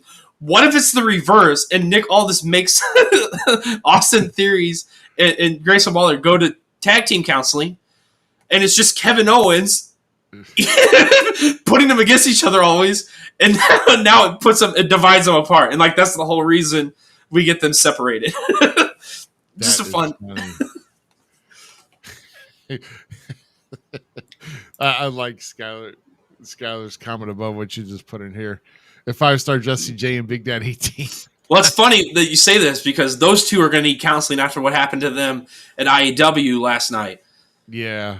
So Jesse wanted to maybe stretch the rules of the match, and Daddy Dion was like, "No, we're not doing that. We're not doing that at all."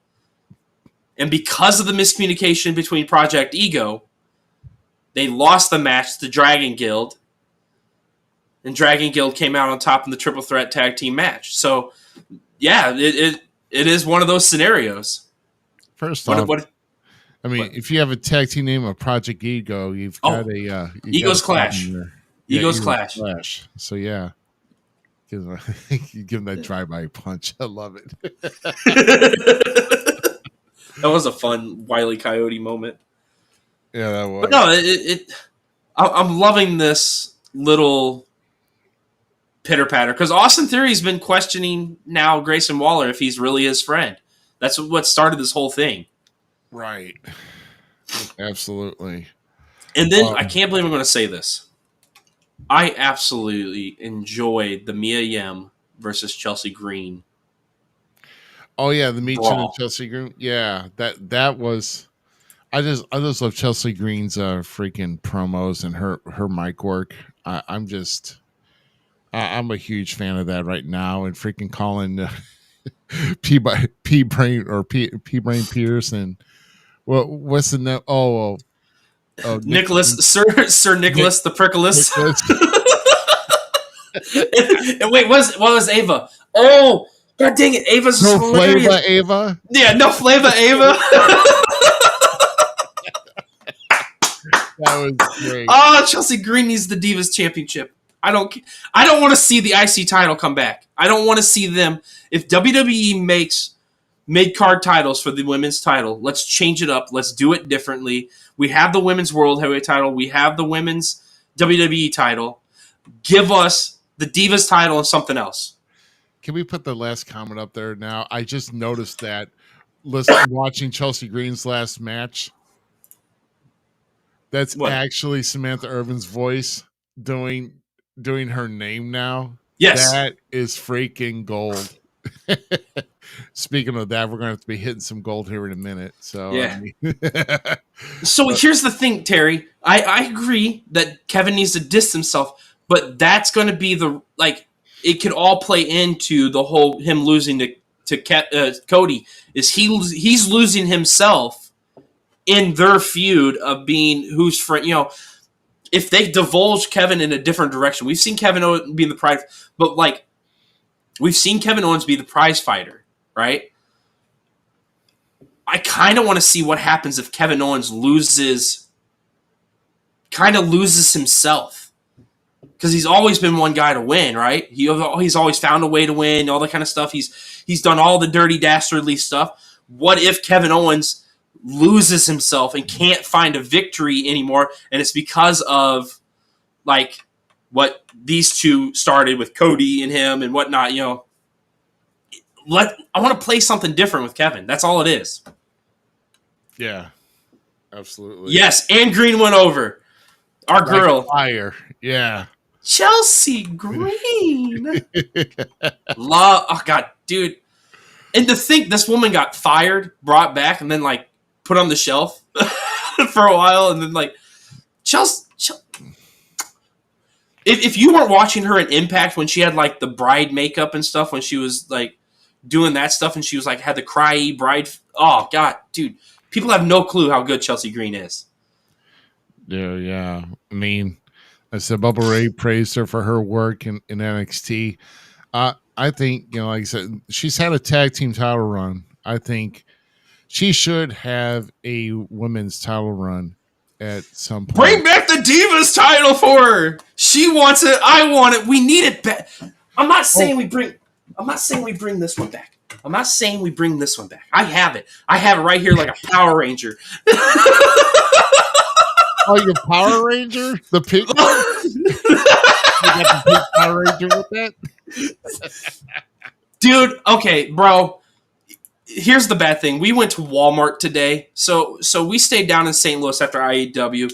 We took my son and my kids to the Magic House. We stopped at Walmart, and there was a Chelsea Green figure, and I wanted it so bad, but I couldn't pull the trigger on it because I wanted to spend the money on my kids instead of me. But yes, if anyone wants to get October 8th, this is Zmiz's birthday. Get me a Chelsea Green fig. Send that baby to me. And that's when NXT premieres on CW. I know, and I'm not going to be down there, and it pisses me off, but Chelsea Green needs this. We need Chelsea Green with this title right here. Shut up, everybody, for knocking it. I don't care. The Divas title was something special. So many great women that deserve so much more because they were freaking studs in wrestling had to carry this stupid butterfly thing out. And that's why I have it so proudly on my display here, is because so many women in that era did not get the respect they deserved. And to have somebody like Chelsea Green bring it back and make it a deserving title again, I would love it. It would right here. Butterfly belt for the win. I think they just need to kind of redesign it, not bring that one back. Yeah, not that style. Not that style, but if it needs to have butterflies on it though, and go fly a kite on that. It still needs to have butterflies. Pay homage to the past. Yeah. But I'm telling you, would that not make a good mid-card title for them? It would. It really would. I mean, I don't know. The Divas era was just something different. I mean, we can get into that on another day, but it's just because the way the Divas were looked at, not as far as being some of them were not that seriously of a competitor.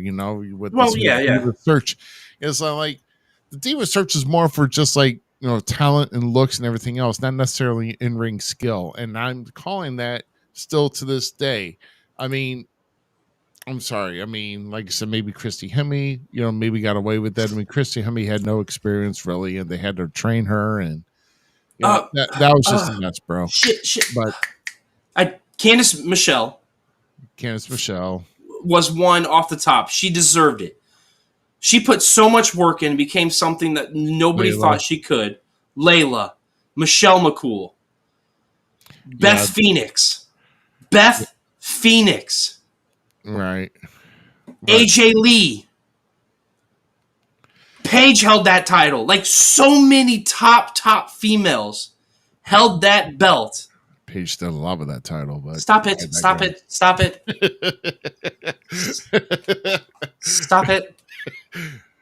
But I digress. All right. Before we get into the meat and pudding of tonight with all out, you know what time it is? Oh yeah, it is that time, ain't it? It's most certainly that time. So how about we go ahead and before we do that, let me make sure I'm set up, because I don't think I am. Okay. Well, that's good, because we got one more thing we can talk about with SmackDown. Oh, no, I'm set up. At the end, we didn't talk about DIY and the Street Profits versus Bloodline. Oh yeah, well, let's do that. So Street Profits and DIY take on the Bloodline. Bloodline goes over. Yeah. Wow. With this digression. Isaac just roasted you. Hey, at least I'm not trying to sing Ravens or Jungle Boy song. So That's true. But so the one thing out of this whole mess that I thought was hilarious, and Michael Cole and Corey Graves talked about it the whole time, is Johnny Gargano and Angelo Dawkins legitimately became joint. They got tagged in at the same time. Did you notice that? Yeah, I did see that. How does that work? How does that work? So overall, it was a fun match. It was what it was supposed to be. Bloodline went over. It looks strong. It is what it needs to be. But now I'm really excited for. Take it away, Ruby. Oh yeah, let's go and get it done, guys. So for those who are watching here, you're in for a treat now, because we've got another week of these, baby. Let's bring them on right now. Right. It's Wrestling's Gold Memes. And I had a seeking issue that I didn't know. So hopefully I'm going to bring out a few of these here. I don't think I've used these yet, but if I have, shoot me or sue me. Don't shoot me, please. Don't shoot me. Yeah, what are you doing, bro? I don't know. You got way too violent for no reason. No, yeah. That's right. I should not be saying shoot me right now for other reasons I'm not going to say. But here we go. So for our first one here, we can buy a new car and the dealer wants a photo.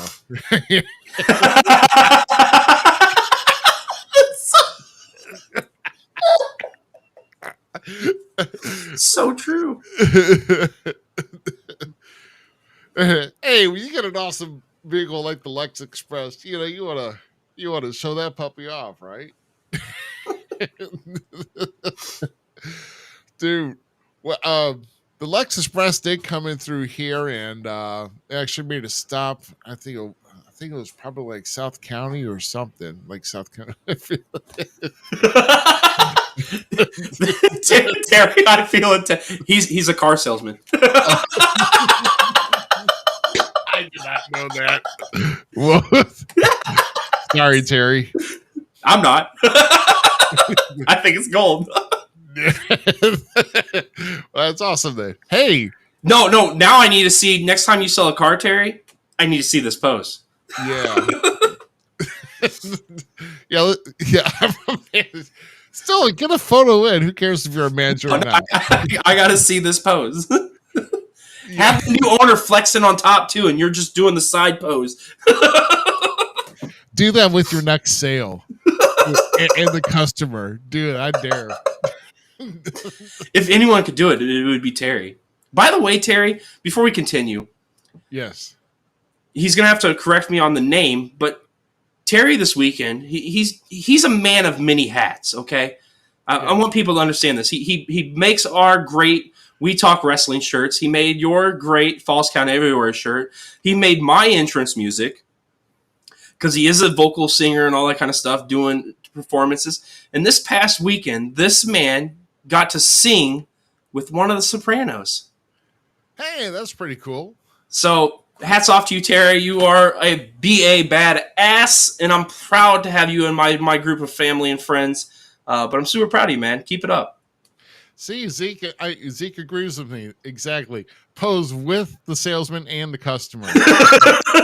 All three of you just striking Hogan poses, man. Bro, brother. If anything else, do the three monkey ones. You know, one with the eyes. And the ears. Do something. But hold the check.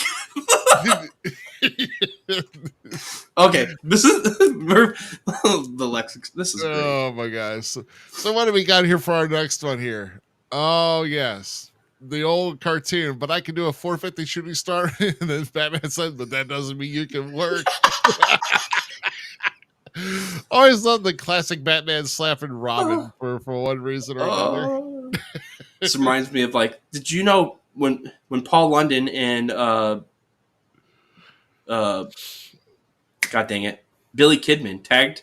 They actually hated you each mean other. Kendrick or No, Billy Kidman and Paul London were tag team champions at one time too. Oh, that's right. Yeah, they were. Okay, and they did not get along because of the shooting star press.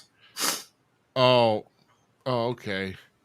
Well, I mean, that was an awesome move. So Is Taker working one of the kids today? I totally get it. I totally agree with there. Yeah.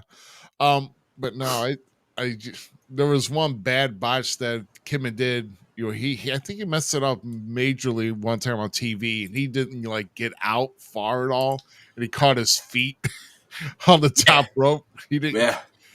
I mean, he did the flip. He stayed in one spot though, doing it, and he kind of hurt him.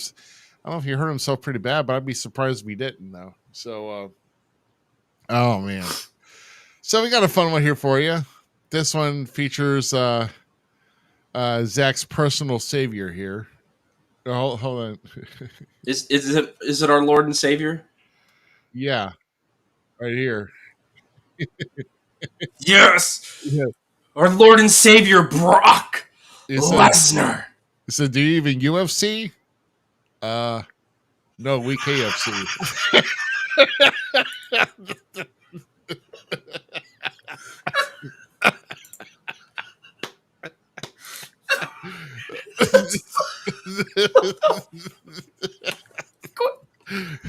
God bless you, Viscera. Rest his soul, and for Mark Henry. Mark Henry's the dude. Right. Yeah. That's an old one. With I think this was ECW one. With That's because Matt Stryker was there. Oh, yeah. Here, by the way, this is what. This is Terry. It was CG. Yeah, keep going. Oh, lead singer of the Spinners and also one of the Spinners, Temptations. not the Sopranos. My bad. My bad, Terry. What am I talking? Ouch. I was just thinking to myself, I didn't know one of those cast guys were making records. I didn't mean that. I failed. I failed. It's I failed. all right. I fell flat on that one. But I was trying to prop my friend up. Just hold on. Before we continue, because this came in and the joke was already made once, and I'm probably gonna get in trouble for this. But you know what? I don't care. A meme has been made.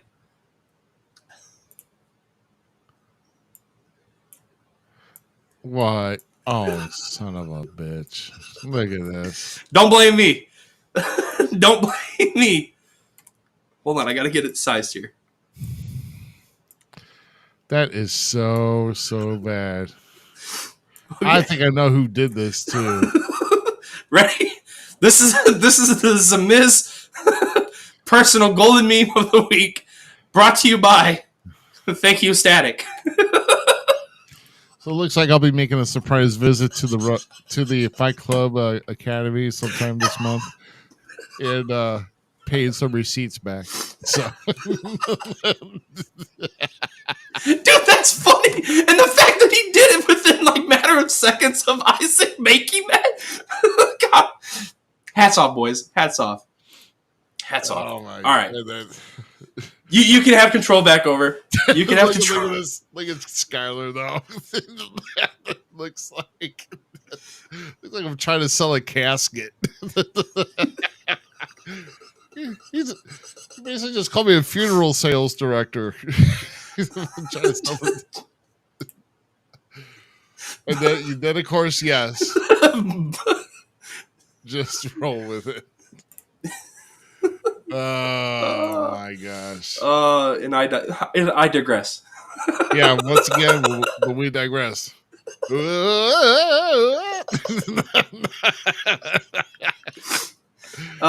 Beautiful. Oh my gosh. If you don't know what I'm talking about here, I'll mention it here in just a minute. Let's see. We got another one here. I think we got maybe a couple more. See, this would have been funnier if it would have said QFC. Just saying. That man's already got enough heckling for that. In fact, I lost that. Probably might have to get Alan to send it again. You know, put it next to it. Go, oh yeah. Oh. Let's see our next one. Oh yeah, me washes the car. The bird covered the shit on it.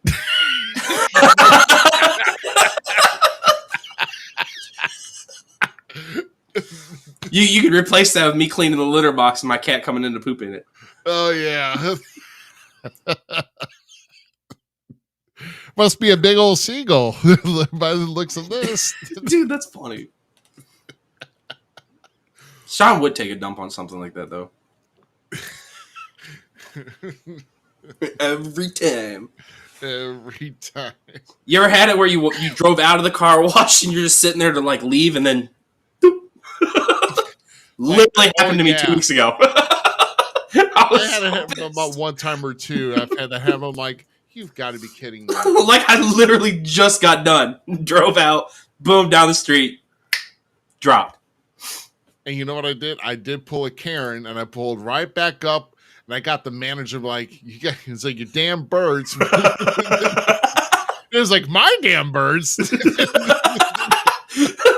Okay, a damn bird. That is a business model right there in itself.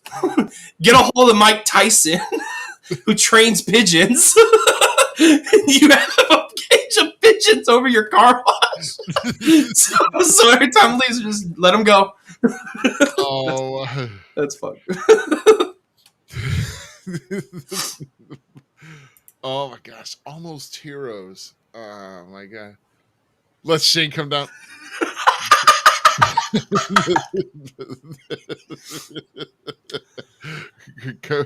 Damn dirty bird. Almost hero. I love that movie. That's such a good movie. Oh man. And then we've got one final one here, at least a final series here, and you might have, if you're listening on the somewhere on the internet last week with Hulk Hogan talking, he said this about Chris Benoit could do all the crap he did, and the fans still love him. And we're here to tell you so that, unfortunately, it's been 0 days since Hulk Hogan said something stupid. So sorry, guys, you will not begin your pizza party.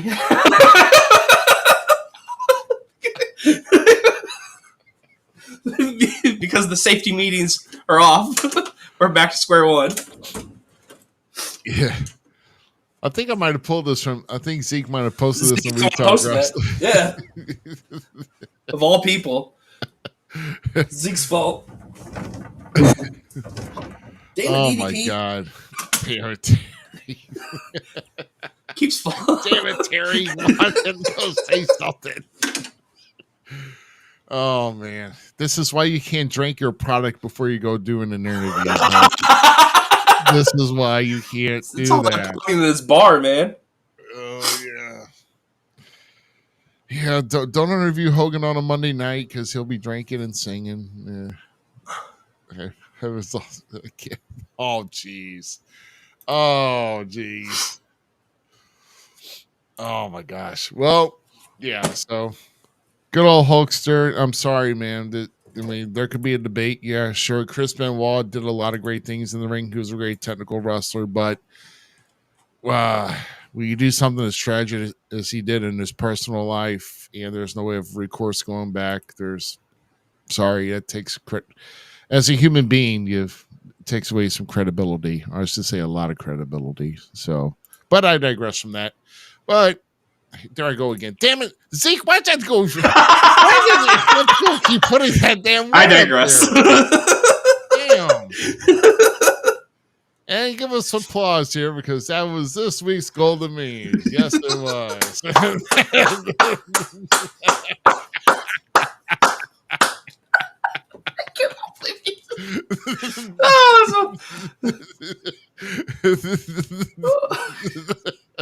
Thanks, Joe. Appreciate it, buddy. Thanks a lot, man. Yeah, thanks a lot. Appreciate it. So there we go. So, Michael, are you a believer now? See, he made an appearance on our show. Thanks, man. He believes it.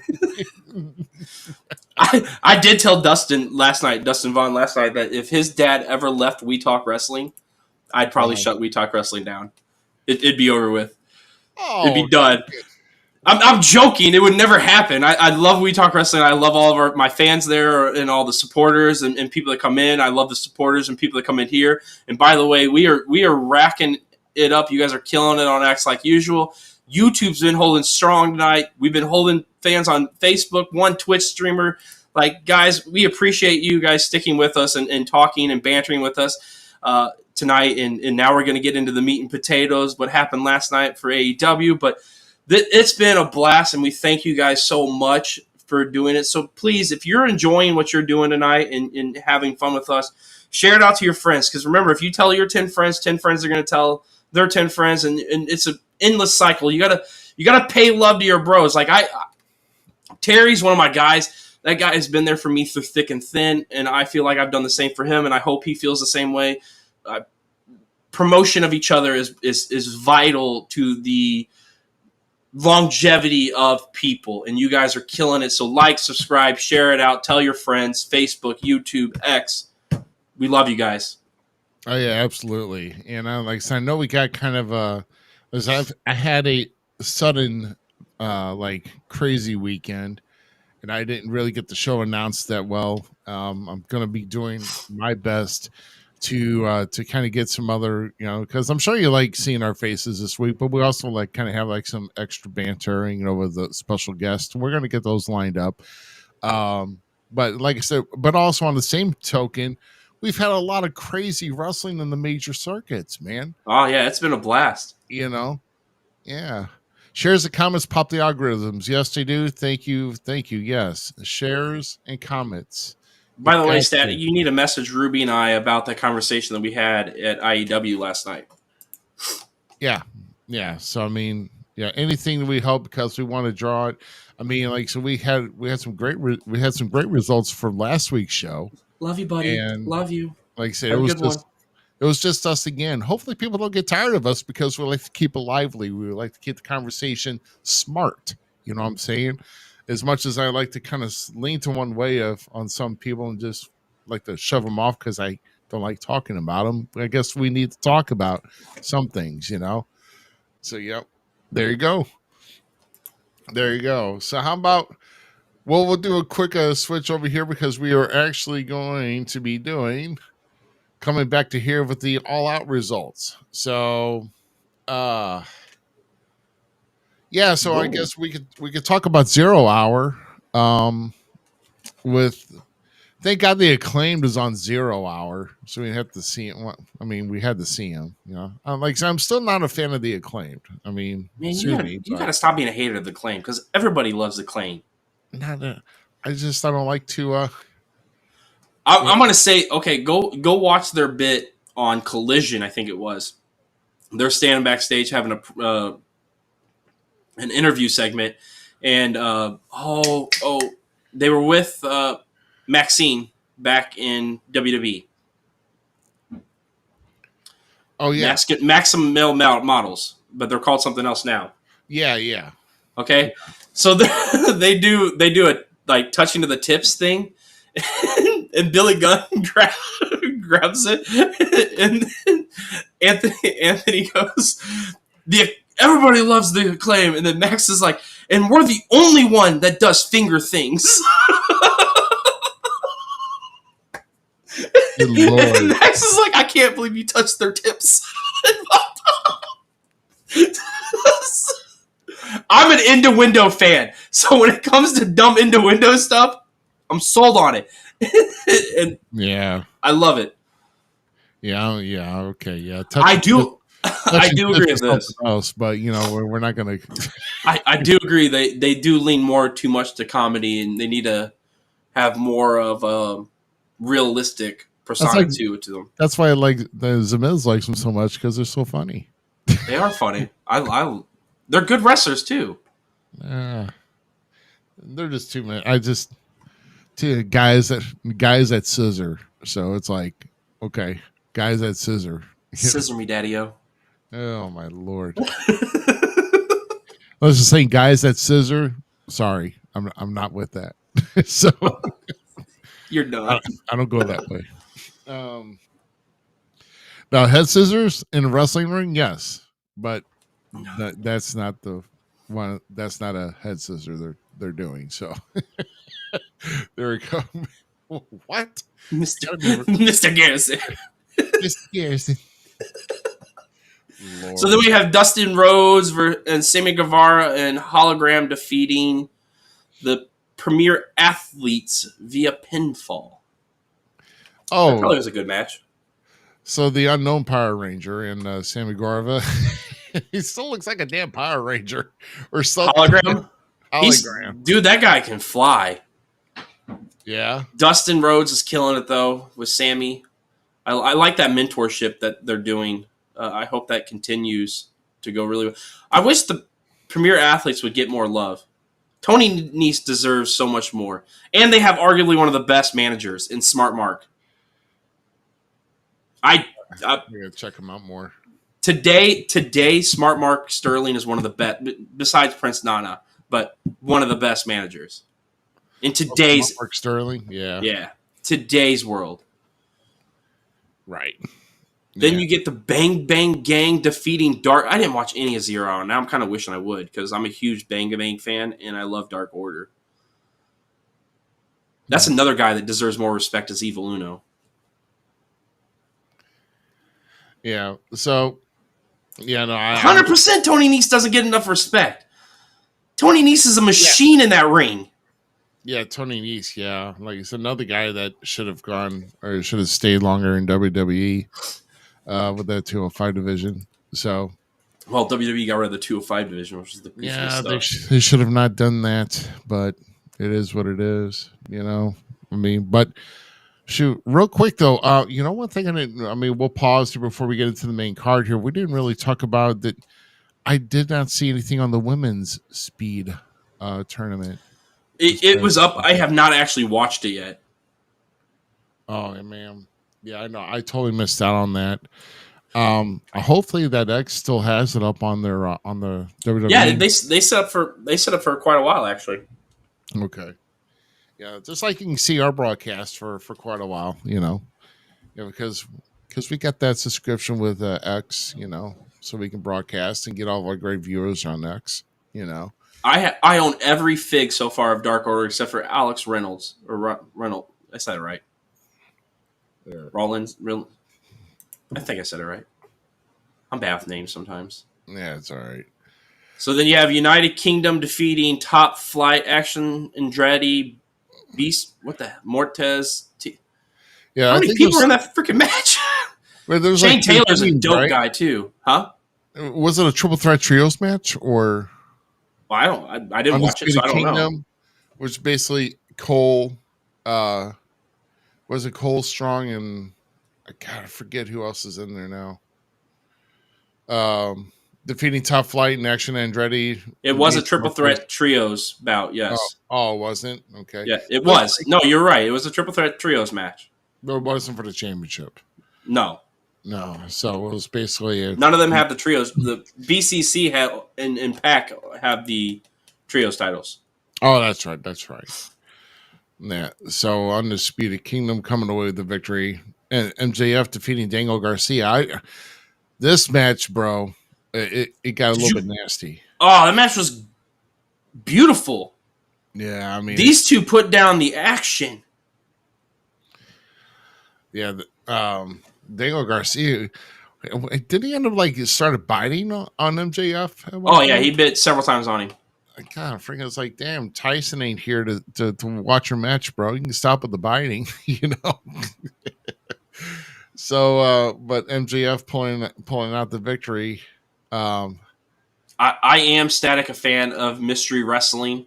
I told Herb Simmons and Ruby here that they are not allowed to watch it because they would tear it apart.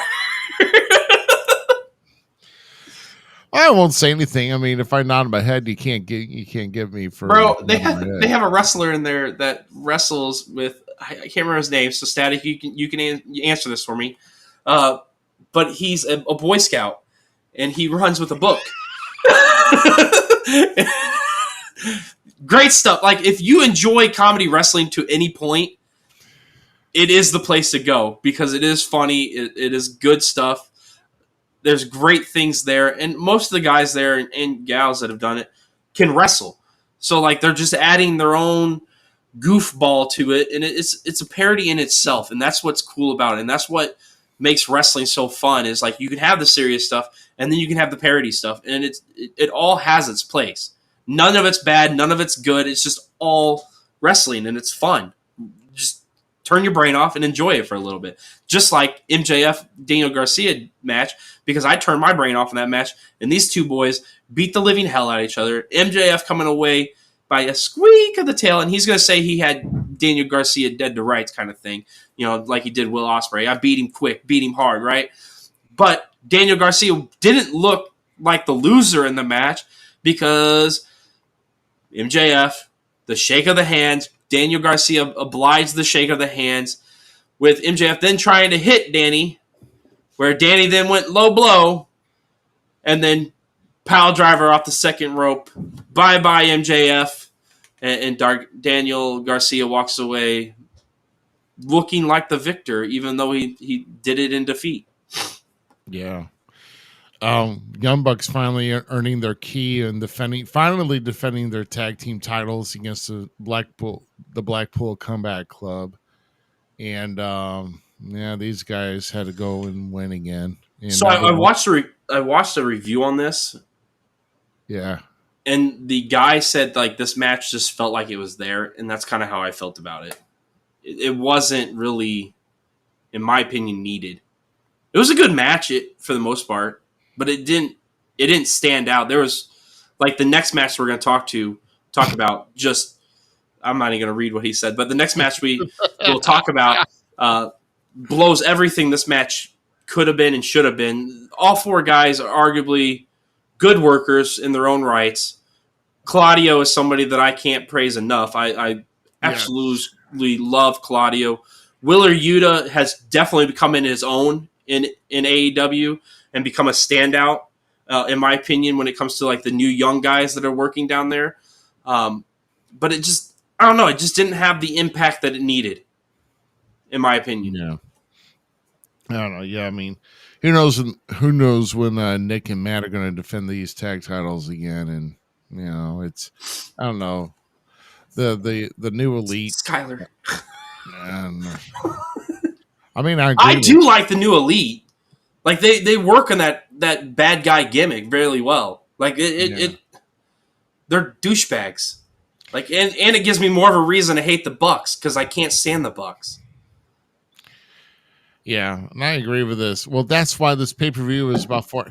Can we not have well, I mean, Yeah, we could talk about pay-per-view links here in a little bit here because there's something I want to compare to that here. And looking at Static's comment.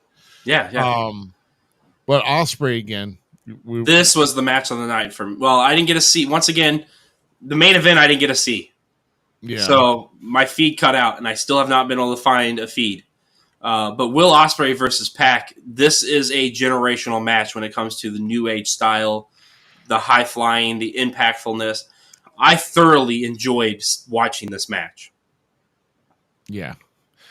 So Osprey, of course, putting on a show as always, and keeping the international championship. And so Chris Statlander, Willow Nightingale. This was this like a no disqualification match? Correct. Yeah. It was a no DQ match. It was no DQ match. So, no, I don't have that data. No, I don't. Sorry. No, we don't have any maybe. Hold on. Let me see if I can find it.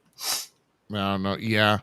I know some of these matches have been like anywhere between 20 and 25 minutes. Sometimes they were all sitting about the 20-minute mark, in my opinion. Between 20 and 25 is usually where most of these are at, if I remember correctly, except for the main event, I think. Yeah, but I mean, these matches do carry on for a good while, though. But Chris Statlander getting a victory over Willow Nightingale, which is still one of my favorites in AEW, one of my few favorites in AEW. Her and Chris put on one hell of a women's bout, and to I know Britt Baker did some bleeding and got some color once, but to continue to see these women push the boundaries of what is expected or known for women's wrestling is something to behold in itself. And Chris Statlander and Willow Nightingale did just that. Both of them performed at a very high rate in this match. I highly recommend you go and watch this match. Find a way to go find this match and watch it, because these two women put on a show. Yeah, absolutely. And then the Continental Championship. The clam slam on the yeah. Yeah, say that 3 times fast. she clam did slam get on the tax. She did get a clam slam attacks. Oh boy. Ooh. This was another good match. Yeah, the Fatal 4-Way. Yeah. Between Orange Cassidy, Takeshita, and Mark Briscoe and Okada. Can I just get to Kushida with the title? Like, he is legitimately one of my. When he came in first into AEW, like, I was like, he was kind of bland and just like there-esque. Yeah.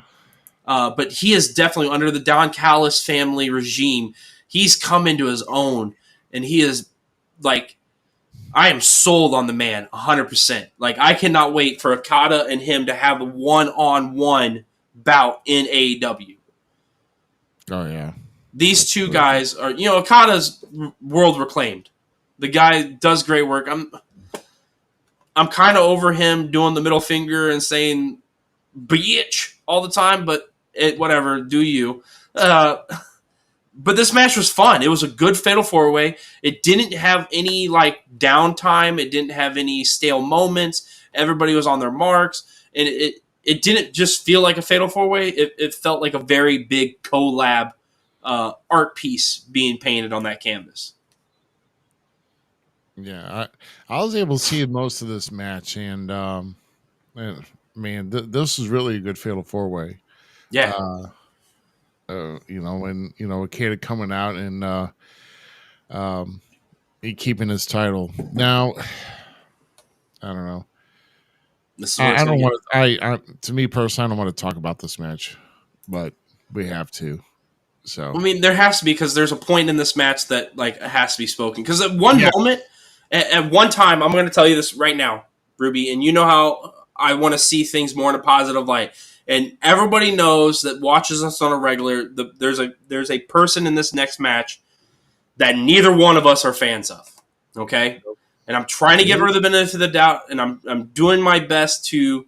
And by the way, Static, I really wish Okada would have went to WWE too, because it would have opened a whole new world of possibilities. And that's one thing I'm one thing about AEW that frustrates me, and it's nothing that they're doing wrong or WWE is doing wrong.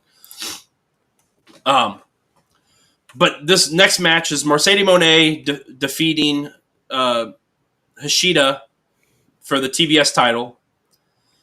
And because at one point in this match, I'm not gonna lie to you, Ruby, I was like, holy shit, this match is actually good. Like, this is really, they're doing good. And they had me, like, the first 15 minutes, they had me. They really had me.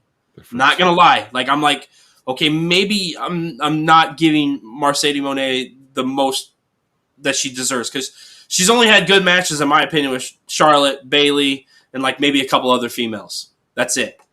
Right. And I'm not trying to disrespect her. I'm really not. I'm not trying to knock her. I'm not trying to blast her. And if you're a fan of her, I respect it. Please understand that I respect your views if you are a fan of this person.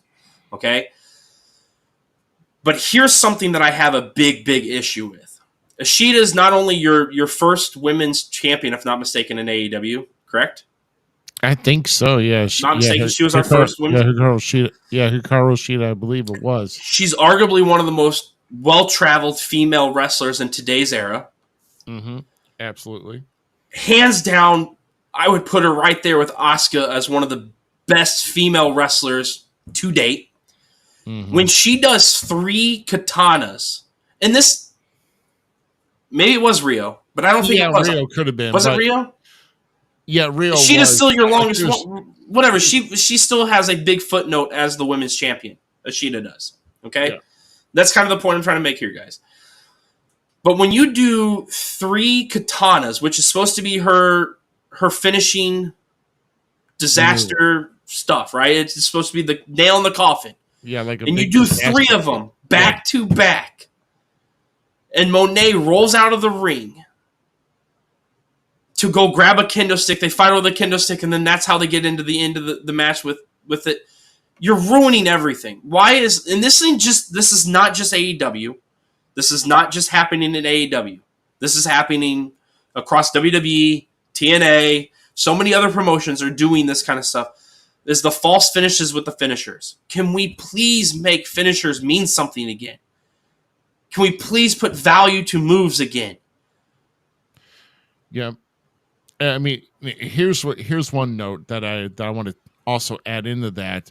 There was a pin attempt after that third one. She kicked out at 1 like it meant nothing, and then rolled out and started crawling for this kendo stick.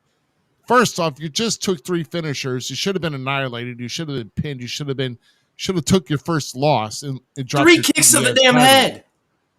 You know. And thank you, you two, for correcting me on that. That Rio was the first. I do apologize, Rio, and she is the longest reign. Right, but here's the thing, though. Totally, I'm sorry, but those kicks were solid and everything else. Mercedes Moné kicking out at 1 after 3 huge kicks of her finishing kicks, and then doing that. I saw that and about flew out of my seat because it didn't make a believer out of me at all. And this is another thing that is just, I'm sorry. As long as you've been in this business, money, or whatever the hell your name is, you think at least you would get the work ethic by now. You've been in this business, what, 10, 11 years, maybe more? I mean, think about it, what you're doing to not just, as far as respect for your opponent, but respect for the business. That's all I'm saying. Because when you do something like that, because I'm sorry, if somebody's kicking me upside the head 3 times in a row as their finisher, and it's like a finishing blow, like it looks like a UFC style type of kick that should be knocking your lights out, you should not be kicking out at 1 and rolling to the outside and start crawling.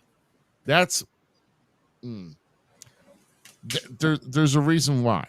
There's a reason why you just don't get it, and I don't think you're going to get it as long as they keep feeding you with what you want.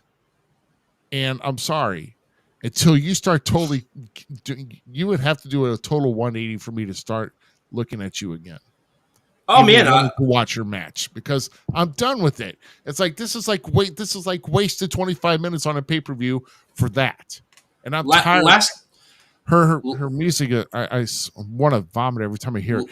Speaking Speaking of vomit, If you listen to these three commentators kiss this woman's ass as much as they have, it's sickening. I almost turned the pay-per-view off, but I stuck through it just to see what would happen. But it's pathetic, guys. You don't need to kiss a woman's ass that freaking much. Call the match. Stop praising her. She don't even deserve half that praise that you guys are talking about. That's all I'm saying. And last week, I totally, if people would have watched, I ate crow, and I've been very critical of Nia Jax as a performer. And in the last 6 to 8 months or whatever long she's been back, I started out like, no, why did we bring Nia back? And she's been performing at probably the highest tier here lately, in my opinion. That woman has been putting in work after work after work, and she's gotten cleaner in the ring. She's gotten more believable in the ring. Her promo work's gotten better. Her character development's gotten better. I'm getting sold on Nia Jax, and I really want to do it with Mercedes Moné. And like I said, I started off that way.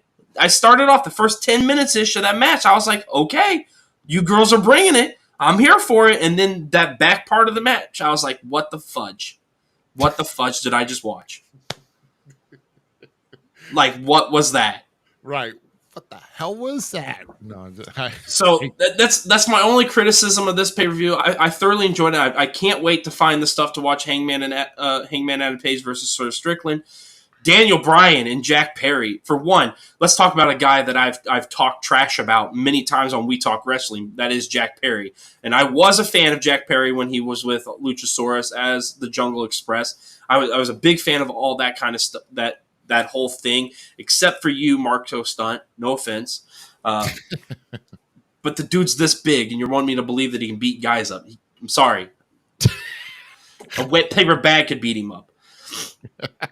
But Jack Perry, through that whole freaking BS and debacle with the Elite and Punk and all that kind of stuff, this man has found a way to come out smelling like a damn rose and arguably making one of the best douchebag gimmicks of all time in the Scapegoat, where you want to see him get his butt kicked, but then he's backing his shit up. Like, he's legitly back, and the guy's a great in-ring talent. He's a worker, no doubt about it. I will defend Jack Perry on that 100%. My argument have always been that Jack Perry couldn't talk on the mic. In the last 3 months, Jack Perry has shut my mouth on that. Jack Perry has developed into somebody that legitimately felt like a threat to Daniel Bryan. Yep. Now, the Elite did help him at some point to make it feel more like a legitimate threat, which is fine. I'm okay with that. I'm okay with that because, bad guys do bad guy things. But here's a guy that literally was on the verge of being seen the door because you're done. Like, we're over it. You're not making it work on the mic. You're not making it work anymore. You're making backstage BS. And he's coming out looking like roses right now. The guy has come around 100%. And Daniel Bryan and him, or Bryan Daniels, I apologize, put on a hell of a show. This was a great match for the World Heavyweight title. Yeah, I started to cringe a bit when Jack Perry pulled the referee in front, and then we saw the Jacksons come down to help him out. I was Team Luke Perry's kid. Yeah. But man, I was starting to think, oh man, this is it. This is probably it. But dude, his entrance was awesome. Like him pulling up in the bus, the Jacksons there with the title and the goat hat. Like, I'm literally buying into his character 100%. Everybody argues, and you and I have talked about it too, that AEW doesn't do character development, doesn't do storyline, right? Here's a perfect example of them doing it and doing it right. So right. I'm going to sit here and criticize WWE on the bad. I'm going to criticize TNA on the bad, NXT on the bad, AEW on the bad. And here's an example of AEW legitimately doing it right with somebody. Yeah. Not only that, after this whole thing, after Bryan Danielson, so many years we've called him Bryan Daniels and now our Daniel Bryan, and it's stuck in my head. I apologize. Yeah. But Bryan Danielson, after all this, he gets the victory. He wins. His boys of the BCC come out. And that happens. What did you think about Pac holding Wheeler away? Why Wheeler is crying and like upset that they're literally suffocating Daniel Bryan in a bag right now. May I add, that is kind of effed up that you did that. Like, Yeah. a little effed up, but that whole breakdown, that whole segment was like, oh my God. And that's what I'm talking about with WWE needing to make somewhat of an edgier thing. Is during that whole thing, they didn't do anything really non-PG-esque. They really didn't in that segment. Yeah. But they had that little shock value to it with that plastic bag. Yeah. Yeah, they did. At least they didn't light anything on fire. So. Oh, bro. If it could have been that, my dude, AEW would be in a whole different situation than they are right now. And I'm not saying they're in a bad situation, so don't take it as a negative. I'm not saying that about AEW people because they're still selling tickets. Yeah, we can't argue that. Different. But I'm telling you right now, if Punk was still in that company and everybody was working together and it was Punk versus Perry, we'd be in a whole different conversation right now. But the turn of the BCC, there's somebody in here earlier said the speculation. They said Shane O'Mac is the boss of the BCC. If it happens, it happens. I'm not saying it can. It's wrestling. Right. So I'm not going to sit here and be like, oh, yeah, it's a sure thing. No, I don't know. We don't know. It's all speculation. It's all propaganda in some sense. But if it happens, boo. Because, it goes back to Moxley, 2 weeks ago on AEW and Dynamite saying, you guys don't own this company anymore. Yep. So I'm very invested in this right here, this match alone. Not only Jack Perry continue to build his character, continue to do development on storyline base, the whole storyline with the BCC, I'm invested. I'm there. You have me next week in Dynamite. You have me on Collision because I want to see what happens. I truly want to see what happens. Absolutely. Yeah, it is fake news. I do agree with you, Static. It is fake news. I mean, yeah, because we're coming away with another 5 hours of AEW television to kind of figure out what's going on with the fallout of All Out. So, Zmiz is not doing fake news. It is speculation. It is literally things that is flying around the internet. It is not like don't put that on me. What are you doing? Hey man, someone called the government. Man, somebody called the government. Zmiz is doing fake news over there, guy. But from the things that I've seen about Swerve and Adam Page or Hangman, dude, holy cow! How are those two dudes walking this morning? The power bomb on a cinder block, a legit cinder block, dude. I want to see this match. I want to see this match because those two, you and I talked about it a while back, right? Death matches are not our thing. We are not death match guys. I'm not going to go pay for a death match. Yeah. They did a death match. They did that Texas death match. A year ago, I think it was.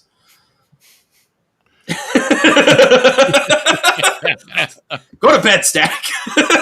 Actually, don't. We need your review. But they did a Texas death match, Swerve Strickland and Hangman. And that match right there, bro, that match was like, okay, I can get with a death match if it makes sense. If it's like a blood feud, if it's something like that, if it makes sense through storyline, and because they told a beautiful storyline in that. Right. I'm curious on how this one matches it or tops it. Because like I said, I've only seen highlights. I only know who won, all that kind of stuff. Like Hangman got the W. He put Swerve down. And like I said, here, like the cinder block, the vertebraker on the cinder block. Bro. bro. Yeah, bro. You can't pay me enough to take a back bump on the center block, bro, or any bump on the center block. Sorry, That's just not worth it. It's not worth it's it, man. nuts. And hats off, Screw kudos. me up for the rest of my life. I ain't doing it. Yeah, hats off, kudos to them. Like they literally said they were fine in the back. Supposedly, like that's the story that's being portrayed and played. And if it's true, it's true. If it's not, it's not. Who am I to question? I'm a guy sitting in my own basement talking about professional wrestling. So Yeah, we should have stuck around for the media scrum. it was 9 minutes of him going that because they brought up the trademark for the trademark that got trademarked, which is Shockwave, AEW Shockwave. Yeah, And then Tony Khan's like, there's going to be a possibility of a shockwave in the professional wrestling world, you know? Why did I give him like a freaking Sylvester Stallone? wait, yeah. What are you doing now? It's not like a cross between Rocky Balboa and Andrew Dice Clay. What the hell, bro? Oh, Static, I'm with you, dude. It doesn't make sense, but it's their body. I'm done judging people on what they want to do to themselves. Like, if you want to do it, fine. It's not my cup of tea. It's not what I'd want to see for you. But if that's what you want to do, here's what I would tell somebody if you're really concerned about them doing it. It's not going to give me any value. no. And tell them think about would it really give you the crowd any value? Will they remember you a month from now, 3 months from now, a year from now when you did that for that particular moment that may hinder you for the rest of your life? Think about what you're doing. And can we please, for the love of God, internet community, can we please stop saying every AEW match is the Rock Stone Cold of this era? What? Who's saying that? Dude, there's so many. Because Will Ospreay got the W tonight, right? I mean, that last night. And this is a notable that we forgot to mention is Ricochet actually comes face to face with Ospreay, right? So we're bound to see that one here in the future. And this is the thing that I have an issue with. Back to Static saying that Okada should have went to WWE, right? Yeah. And he should have. He arguably should have. And it's not because I don't want to see him in AEW. That's not the reason. But he's wrestled everybody in AEW. Yeah. So why? Like, if AEW, like, this is the issue about the mark part, like the smarks and the marks and all that kind of stuff. Is everybody's like, oh, we want positivity in wrestling. I want positivity in wrestling too, and I'm going to highlight the positives, but I'm also going to point the negatives out and the issues, right? If you've wrestled everybody in New Japan, and if you guys were such smart marks about it and so much in the know of wrestling, you would have already known that they've all done it in New Japan. So why do you want to see a New Japan guy that literally everybody almost has come from New Japan that's in AEW? A large amount of those wrestlers have all wrestled each other in New Japan. And they're coming to AEW. Or they wrestled in PWG. Or they wrestled in IWC. There's so many wrestling promotions these guys have wrestled on. You can go on the internet. You can literally go put in Will Ospreay versus Ricochet full match, and you can find it somewhere on the internet to watch for free. No question asked. So you can dig. If you want to be such a freaking, you can go find those matches. So why do I want to see another match? It's like me wanting, people are like, oh, we should see another Kevin Owens, Sami Zayn match. Why? Why do I want to see that? At this point, no. I want to see Sami kind of make a jump or Kevin make a jump to do different matches. Because we've already seen that. You've seen the El Generico versus Kevin Steen. You've seen the Kevin Owens versus Sami Zayn. So why don't I want to see Ricochet versus Will Ospreay again for like the 13th time? Well, yeah. I mean, I totally get it, but then it's like, well, then everybody will get a chance to see it now if it's going to be on TV or on the pay-per-view where everybody can see it. It's 2024. You literally go type anything on the internet and you can find it. One key word: sensationalism. That's what I give it because some of these fans they're and I will say the M word, they're marks for getting for what they want to see And it's like, if we don't get this, I'm not going to watch this, even though they're too lazy to work for it. Or maybe they think it's changed now since it's been a while since they've been in the ring. How would they face off then since it's been a while, I mean, that's a good, I'm okay with that response. I'm actually okay with that response. Yeah. That's a decent one for me. I mean, you could be like Skyler. Skyler does all the time. He's like, hey, I seen this match and I heard it's really good. Find it for me, Zach. That's right. He will. That son of a gun will do it all the time. He's like, I know you'll find it. But, Static, I'm a mark. You literally called me a nerd last night when I'm sitting at my place that I slept last night.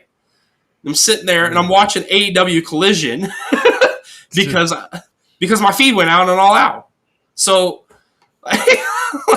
I love professional wrestling too much to not care about the good and the bad. Exactly. Oh, also, before we go with everybody, because I think we're done for the night. Yeah, we're getting close. Yeah, I think But so. here it is for you people that don't believe me. Thank you, Static, again for this. All right? This right here is itchweed. Oh my God. What? Yep, that is itchweed.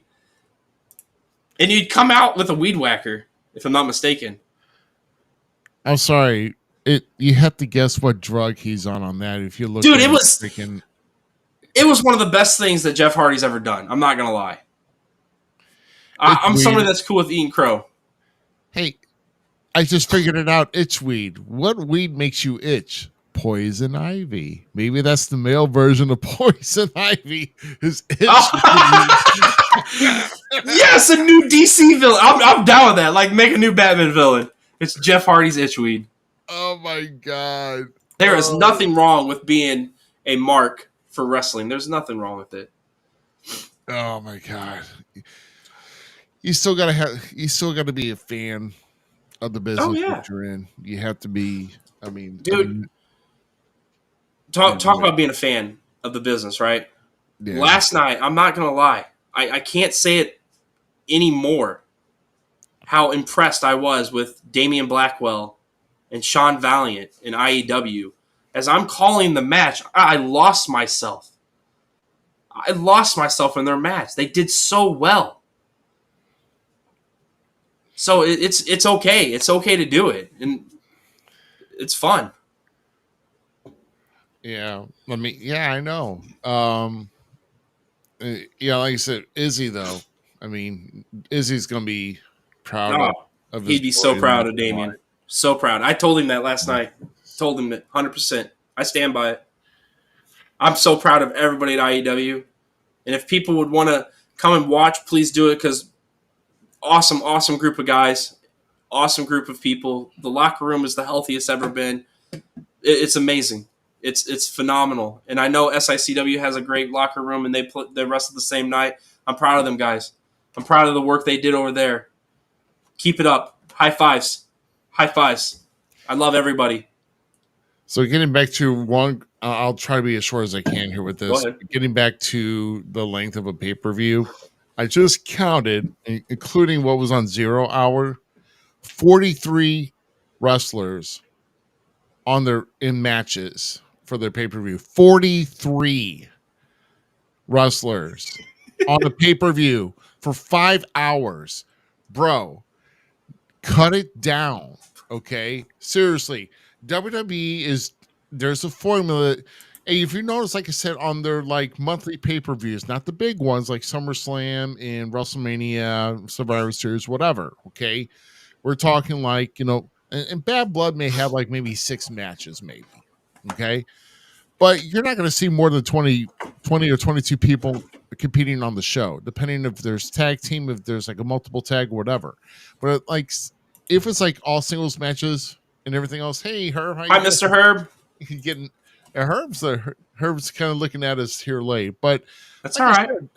6 matches on a PLE or a pay-per-view, or maybe even 5, but 20 workers to be on a show at most, depending on that.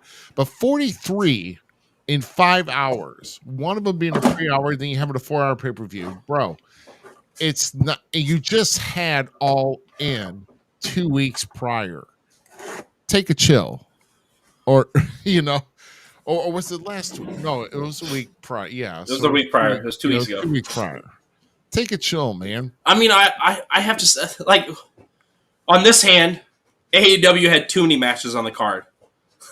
Yeah. On this hand, I'm not a big fan of the 5 matches on the card. I want 6. Yeah. Or 6 or 7 I find is the sweet spot. 6 right now. No, 6 is my preferred, 100%. Yeah, but 6 to 7 is the sweet spot in my opinion of a card. But 6 is the spot. 6 matches. And I wish WWE would go to that format, but I'm cool with it. I'm cool with what they're doing because they continue to produce really good shows. And not that AEW didn't. It's just it's too much to digest. Right, it's too much. Right. That's it. You need to keep the attention of the audience. You don't want them getting numb in their seats. You know what I mean? They don't want their butts going to sleep because, if they're not, at home on a PLE. Okay. So you don't need to make it more than 3 hours because then you're even taking that additional hour for like the post show and everything else, and then that's optional. But I'm saying if you're missing these post show interviews, you're missing some good material there. Yeah. So cut it down, just shorten it, man. I mean, just you're giving the people too much, and even too much is not a good thing. So I would say adapt because it's like, oh, you're in for the best 4 hours of wrestling ever. No, you're not, bro. Because I'll dip in and out whenever. So you've already lost me right there. If you say that you're going to go 4 hours, then yeah, you lost me. So overall, a stellar another week of professional wrestling. See, yeah. So I'm saying, yeah. Like I said, stellar weekend of wrestling. I'm so well. There's that old saying, Herb. You can agree with this. Less is more. I mean, that is the saying. Less is more. So it is exactly. I mean, you don't want to give everybody. You can only. It's like I said. I mean, because I could tell you that SICW has a deep roster. And some of us guys don't get called for every show. Yeah. So and some of the events depends on how long the event is. You may only have enough time for like maybe 4 matches for some of the events, but like on an average show, you probably get maybe seven matches for sure, maybe 8 or even 6 on a lot of them. It just all depends what you have as far as your roster, and does it make sense to put this match on a show to make sure that your show stays solid. You know what I'm saying? And that's where story and development comes. Right. You don't want to throw a match on there because somebody just showed up with their gear. I feel I need to work. Well, we'll put you this guy, and you just. And who knows? Maybe that match might make your show kind of. May bring it down. So you don't want to just throw anybody out there that could just hop around and, that's all I'm saying is you just be careful what you put out there, and. Great promoters like Herb Simmons and, and of course, whatever this fun, IEW, IEW had what, 6 matches last night, right? We had 7. Oh, you had 7? Okay, yeah. So right? that's ICW had 7. Yeah, so 7. Good one. 7. Yeah. So, yeah. Yeah, like I said, TV makes for a long day. Yeah. I hope. No, I don't hope because I know it went well, Mr. Herb. I know it went well. I'm glad you guys had a good show last night. Ruby said that at the beginning. We had a great show at IEW. It is good to see healthy wrestling going on, healthy competition.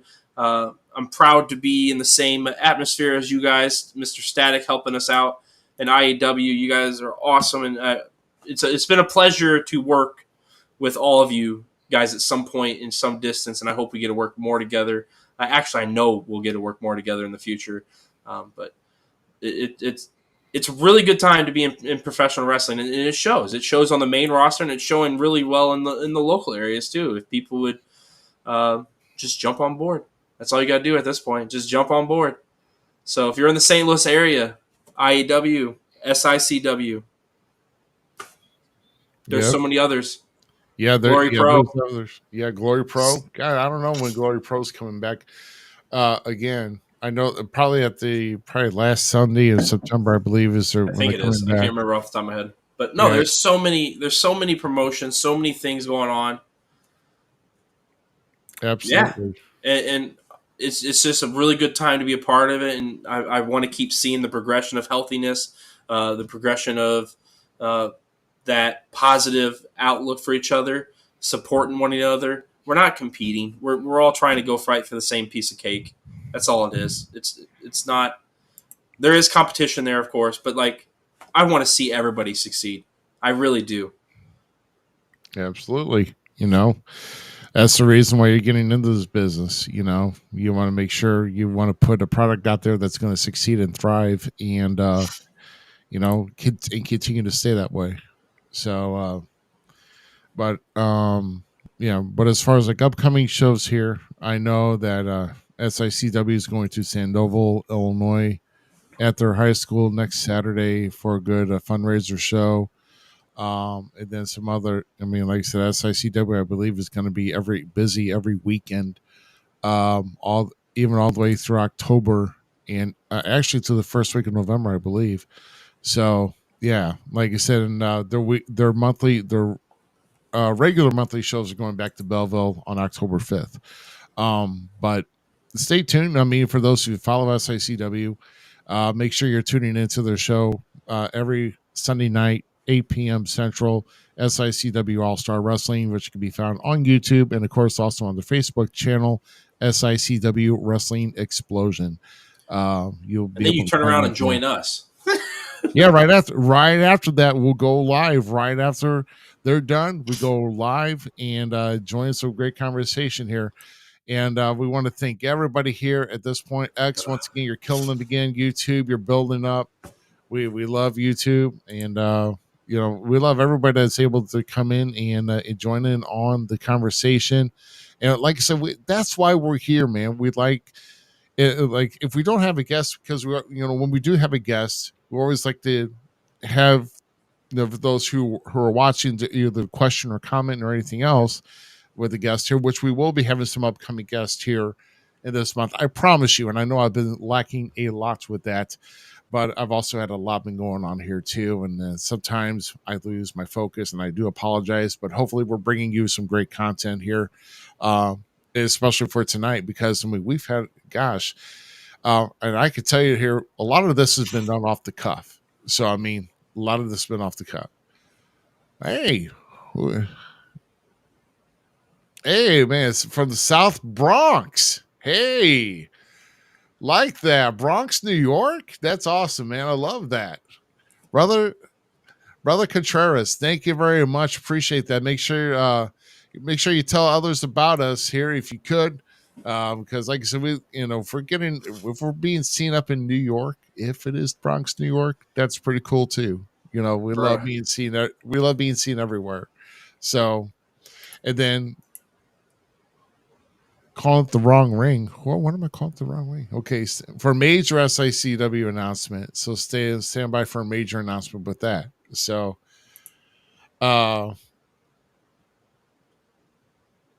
wrong. But yeah. We've been doing a lot of things on the cuff here. So I have, like I said, we've been doing a lot of things on the fly. So there we go, baby. Zeke, love you, brother. Love you, man. And especially all of our guys that are from We Talk Wrestling that watch us as well. We appreciate the love, and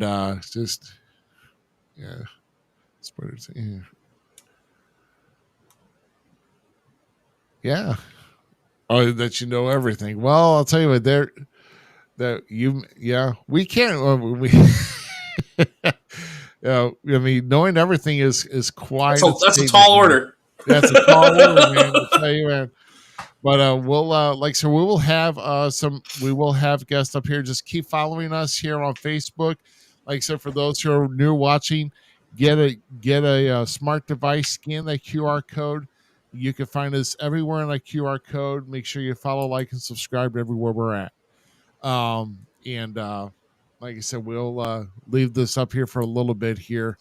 But, I mean, just a great conversation as we're going into our, I guess, we're going on close to 3. God, I can't We're believe going 3 hours, bro. Just you and me talking about wrestling. I mean, but like These I said, beautiful people. There's a lot of wrestling to be broke down. You know, we broke down TNA, NXT, all WWE, you know, Raw and SmackDown, and of course AEW All Out. I mean, and we sat here for the first 20 minutes and broke down IEW and SICW and went through all that list of like the local stuff, the mainstream stuff. It is beaming and booming, and right here. You can grow with us at SICW, FCE podcast. Too many damn letters. Yeah, but you can grow with SICW too. Go grow with them. Go grow with IEW. Go grow with whatever wrestling promotion you want. Join in on the fun. I'm up to what, 16 promotions I think I'm watching on a regular basis now, on an average. So like. Here we go again. Are we getting? It's stuck, dude. It's stuck. Hey, Static. I want to see that up on We Talk Wrestling within the next hour. Yeah. But hey, in all fairness, if Root B's getting memes about him, go ahead. Let's see them. Bring the Zmiz memes. We love you guys. We thank you guys for joining us tonight. Remember, hit that like, subscribe, share, that ring the bell at YouTube. Make sure you get the notifications for the upcoming shows, what's going on, who we're going to have on the shows. If we have a guest on the show, maybe we have to change it on the fly like we did this week because the guest that we wanted, unfortunately, had things going and plans already planned out. So it didn't happen. We shuffled it back together, brought you to this great 3-hour show. So we thank you guys 100% for joining us, having fun with us. We love you. We will be close to this thing. Look at that smile. You made Ruby's night, trust me. Wrestling heals the heart, and you can't tell me I'm lying about it. No, we love you guys.